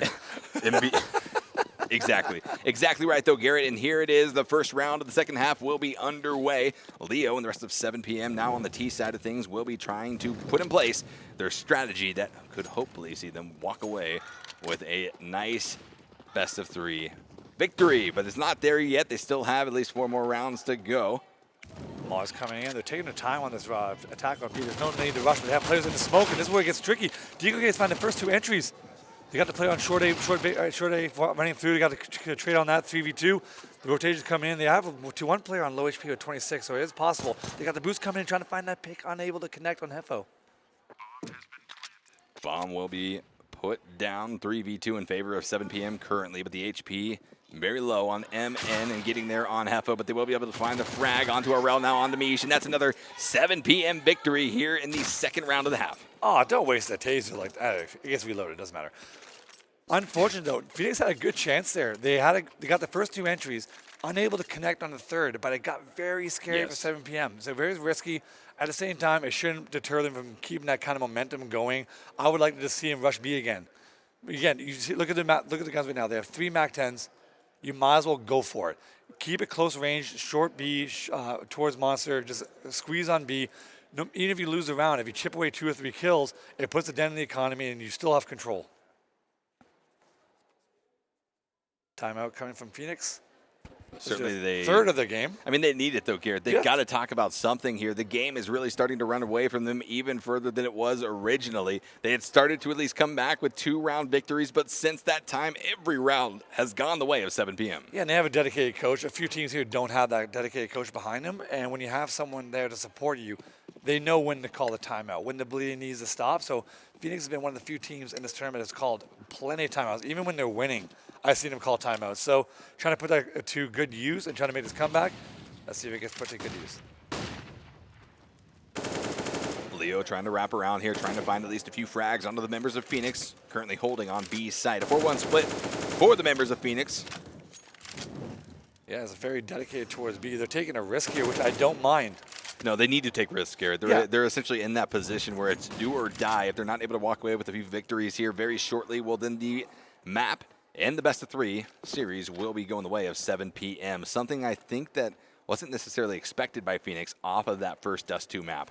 Yeah, exactly. I was expecting something like this on Train, but again, the op hasn't been that big of a deal so far on this map, but with the coach that called that timeout and they had 4 stacked towards B, it just tells me maybe they watched some of the demos from yesterday, saw how 7PM plays, and they wanted to take that risk, and just initially just try to stop that B rush, but now it's been so much time passed, they realize, all right, we got to put some people back towards A, but they're passive. And if 7PM puts an execution on towards A with them playing this passive, like a line of like a wall of smoke, it's going to be very hard for Phoenix to defend this. Push is now starting to come out for the members of 7PM, looking to plant on top of A site. We'll be rolling around Flowers now, trying to find the frags. 2 going to be going down. Mark that 3 now of Phoenix. It's just going to be 1 player left. Alel versus 3 of the members of 7PM. Bomb going to be going down and planted. As Alel starts to work her way out, but immediately going to be spotted. The AK of MN rings true. Headshot going to be dropping down. Team Phoenix walking away with their 14th round victory here of map number 3. Garrett, they are 2 rounds away from finishing out the best of 3 series and claiming victory over Phoenix. Yeah, it was a great round by, I believe it was Hazel that made that play towards long A. There's a smoke down in front of her, and she has right-handed a flash right in front of her that just made it past the smoke, and I caught the player in the back of the bomb site, and she was able to entry and get 2 kills with the MAC-10 against M4s. A little cheeky play by her, an individual play, but still a big play nonetheless, opening up the round for them and getting it to 14-4. And now Phoenix back down to basically a forced buy, and it's looking like it's going to be a done deal soon. Yeah, this is tough. If you look at just what Team Phoenix is going to be working here with and what they're working against. Well, they need some magic to happen here to try to come back. This is a long way to come back. I've seen it before, though. And here's the thing. We've seen good performances out of Phoenix so far on the tournament. We know that they're capable of this type of, well, at least success. Unfortunately, just not finding it here against 7PM, who clearly came out swinging today. They left the arena yesterday with a game plan walking into this match. Yeah, Phoenix has won a couple save rounds so far in this tournament, so it's definitely not out of reach. Unfortunately, they have no utility, but they are playing these cheeky angles where they can line up and get double kills. Only problem is, even if they win this round, 7PM has such a lead and such a good money buffer that it's just too much to overcome, honestly. And you see It the really execution is. going to be a little bit of a fake. Heaven's going to find out how many is finding. The rotation's coming in, but the bomb is towards A. It's working very well against Phoenix. A story of David versus Goliath is playing out here. Well, at least trying to play out as Phoenix is doing whatever they can to stay alive. Able to knock down 3 of the members of 7PM, a 4v2 scenario in favor of Team Phoenix as they now start to at least wrap around, trying to defend back onto this A bomb site where the members of 7PM are looking to plant. You look at Hazel already making a move up to play aggressively, try to catch these players in rotation, but the big key here is going to be Pharrell playing on the flank towards short A. Hazel find that first kill, has him pinned down. Emma needs to watch her back from the flank. There it is, gets the flank. That's going to open it up, and now it's going to be Phoenix has to run through this one opening towards B. Gets the flank, also gets the bomb plant. Yeah. Garrett, I'm surprised they were even able to be allowed to plant that bomb right there with the members of CT wrapping back over from B. But MN looking to aim down on top of Kohai, be able to find the shots, and that's going to be the round 15 victory for 7PM. One more round will close out this series, and 7PM is doing it in high fashion. Not just a competitor here, but a competitor, a force to be reckoned with for the other teams watching this display of effectiveness. Yeah, they're able to get that bomb down because Hazel pushed in through, and look, another pause. that's the final one from Phoenix. But that was a big push from Hazel in towards CT spawn to try to catch the rotations to allow her teammate to plant. She was way far ahead in terms of being staggered, so she had to do something aggressive to allow her teammate the time to come up and plant the bomb. And it all came down to the teammate who planted it. I think it was MN, was able to find that flanker, because that was the problem. If she got killed by the flanker while she was planting the bomb, round is over. But find that quick one tap on that head, and also with Hazel blocking out the rotations, good job by them to turn that 4v2 back around. Yeah, exactly, Garrett. I wanted to talk about that. 4v2, they were able to get the plant and also the frags working as a duo for 7PM. That's the type of synergy that you love to see between teammates here as we enter into match point for the members of 7PM, 15-4 as it stands.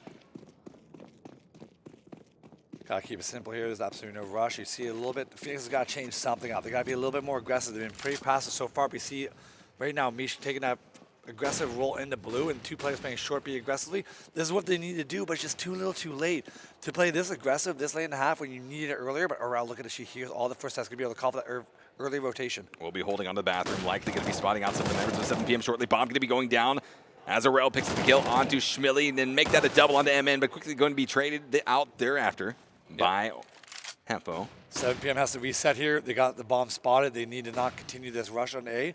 Pick up the bomb, fall back, reset, and make a new plan to a plan of attack. And when you're down 4v3 on this map, it's still a wide map. Not in terms of rotation, but you can find picks if you want to isolate people off. So you want to do a 2-1 split here and try to find a trade. 7PM, no strangers to situations like this. The previous round that they were able to pick up the victory on, they were sitting at a 2v4 disadvantage versus the members of Phoenix. But as it stands, they've got one more member alive in the previous round, 3v4, in favor still of Phoenix as they look to at least push around A long to try to find a plant. Smoke coming in to block off the rotation. Leo moving up short A, flash is coming over, the long A players are coming around the corner. Rotation's coming in, the flank as well from Decoy Gaze. Kohabi going to be able to support. Mish getting them off angle here, getting the first 2 kills. Only one player remaining. That's going to be Leo, spotted out and taken down as Mish and Kohabi pick up 3 kills to end out the round, 15-5. Phoenix trying to come back, but again, Garrett, every round is going to be a clincher for this squad. Yeah, exactly, but again, 15-5. They want to come back. They need to win the next 10 rounds straight. And 7PM is in no rush to try to close this out too fast. You got your time. There's no absolute rush. You see them buying right now with the Mac 10. You don't need to do this, but at the same time, they want to go. They want to go back to the hotel. They want to chill. They want to end it now. Well, they want to prep up for tomorrow, Garrett. Exactly. We got 2 more days here at the ZOWIE DIVINA tournament where the competition continues to ramp up as these teams display their effectiveness as a squad. Rolling in here, though, in round number 21 of map 3. 7PM looks to take down this round victory and then transition this into a best of 3. If you look at Phoenix, again, playing aggressively on short B. Now, that's the second time in a row they've done this, which is great for them. They're playing aggressive. They're trying to play loose, realizing that they want to make this comeback. They can't play tight. You got to play loose. You got to play aggressive. You got to take a little bit of risk. You're not going to come back here from a 15-5 scoreline playing passive. Bit of a setup still going here. A pretty standard strategy, at least that we've seen from 7PM when they don't opt into playing aggressively and rushing onto a site. Kohabi going to see Shmili walking up here soon with the Mac 10, but I don't know if the time is going to work out. She goes just ducks beneath, but here it is, and that's going to be the cheeky kill. If I'm Shmili right now, I'm really upset. Yeah, easy pickup, though, for Kohibe. A nice position that she was able to pick up there, and a nice kill. Round looks to be in Phoenix's favor right now. Low utility on their side, but at the same time, 7PM unable to put really much pressure anywhere, but they are playing passive at A. If they're going to do this execution, this is the way to win. Misha now stuck in an awkward angle. She needs to fall back into sight, play behind the smokes. Nate's coming over. See if she can play the same angle as before, where she got those first 2 kills. Stuck behind the smoke. A short going to be at least fully pushed now as they start to at least pull Nice back a little bit. execute. But now the forceful push now coming in onto A site as 7PM looks to at least try to find some entry frags. Able to do so as MN connects onto a rail, but quickly traded out thereafter will be MN and Heffo, currently working at a 2-member disadvantage. But able to find now Mish and Alel now evening the score here, a 1v2. And Leo not able to do it. Will be going down and out, and now just a defuse for the members of Phoenix to walk away with their round victory here, making them now up to 6 versus 15. Yeah, and the success of Phoenix playing aggressive on short B allows Gaze to flank once again. It's the second time she's been able to do that. And when you have that presence to be able to flank, when 7PM is taking A, they always have to worry about that. It's always in the back of their mind. But when they're taking those fights and towards A, you kind of forget about it, and that gave Gaze her chance to do it. 7PM still trying to close this one out. Not going to be able to really buy anything here in this round. With a full stack of weaponry on the sides of Phoenix, they look to at least take down even more victories here as they try to keep 7PM at bay, try to keep them from reaching that 16-round victory that would close out the best-of-3 series. We've seen Hazel pick up the deagle before and find these one-taps, and this is a chance to do it because they're playing really aggressively in short A. This is where this can go wrong. Misha getting the first kill, trying to fall back towards long A. Getting traded out here by Hazel. There's one player left behind at long A. I'm not sure if they know she's there, though. Gaze is getting the kill in the rotation. Currently working as a 4v3. A lot of the members of Phoenix, though, being dropped down to low HP. 61% for Mish.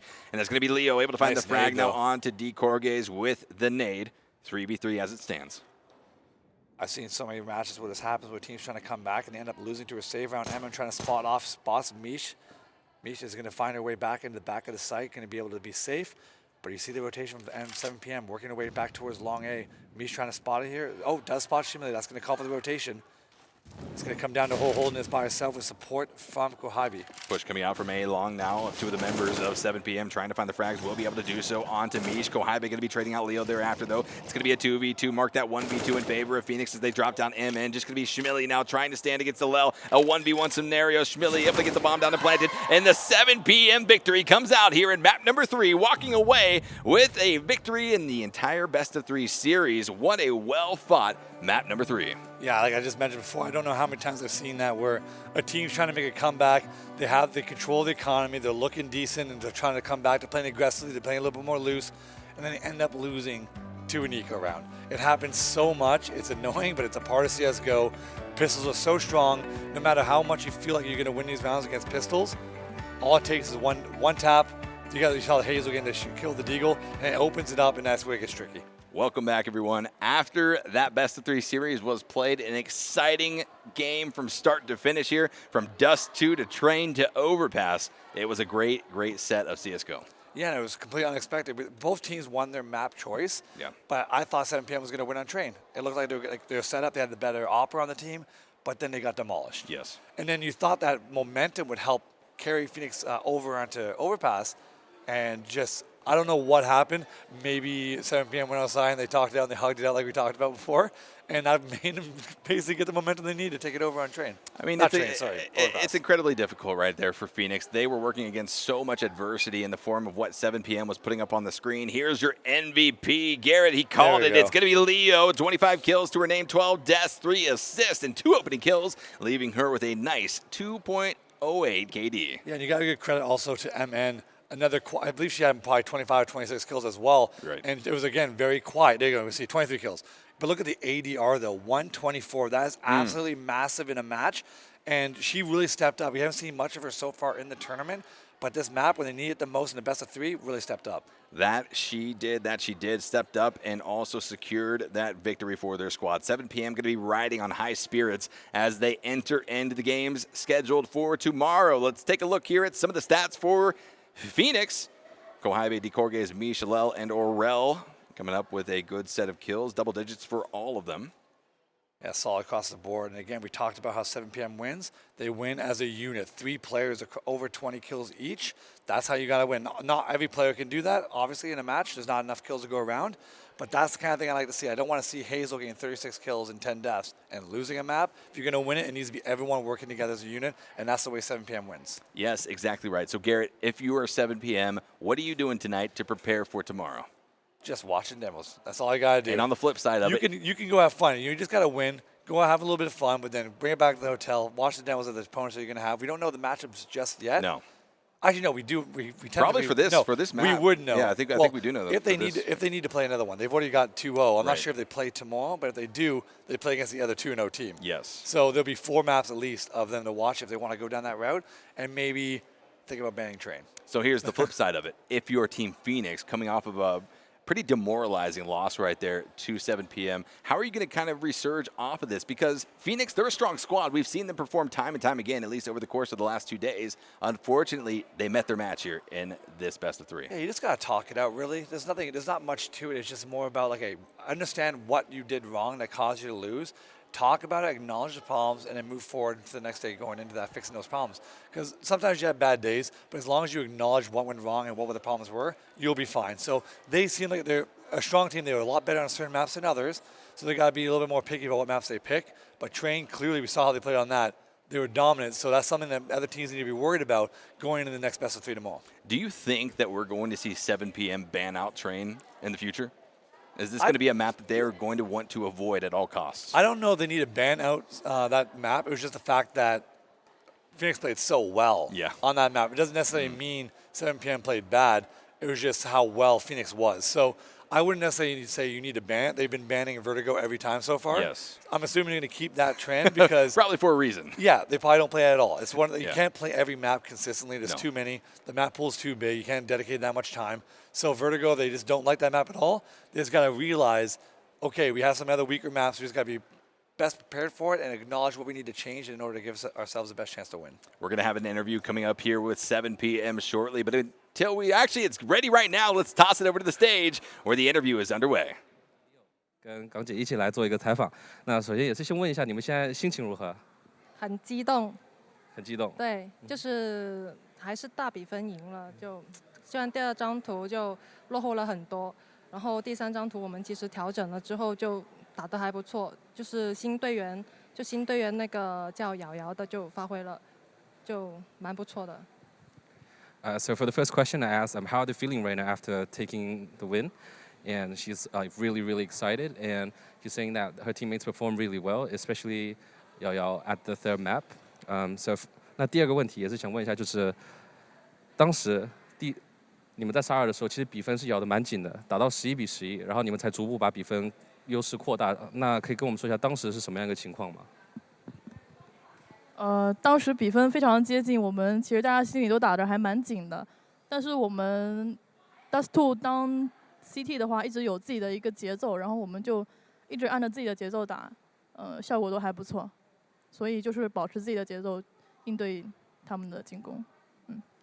For Dust2, the score was really close, and I asked about the score was 11-11 when they started pulling away.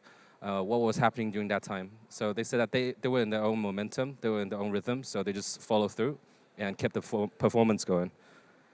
下一个问题就是你们在 BP 的时候比较好奇，就是因为火车其实是对方一张很会打的一张图，那当时你们 BP 是为什么会把这张图放给对方？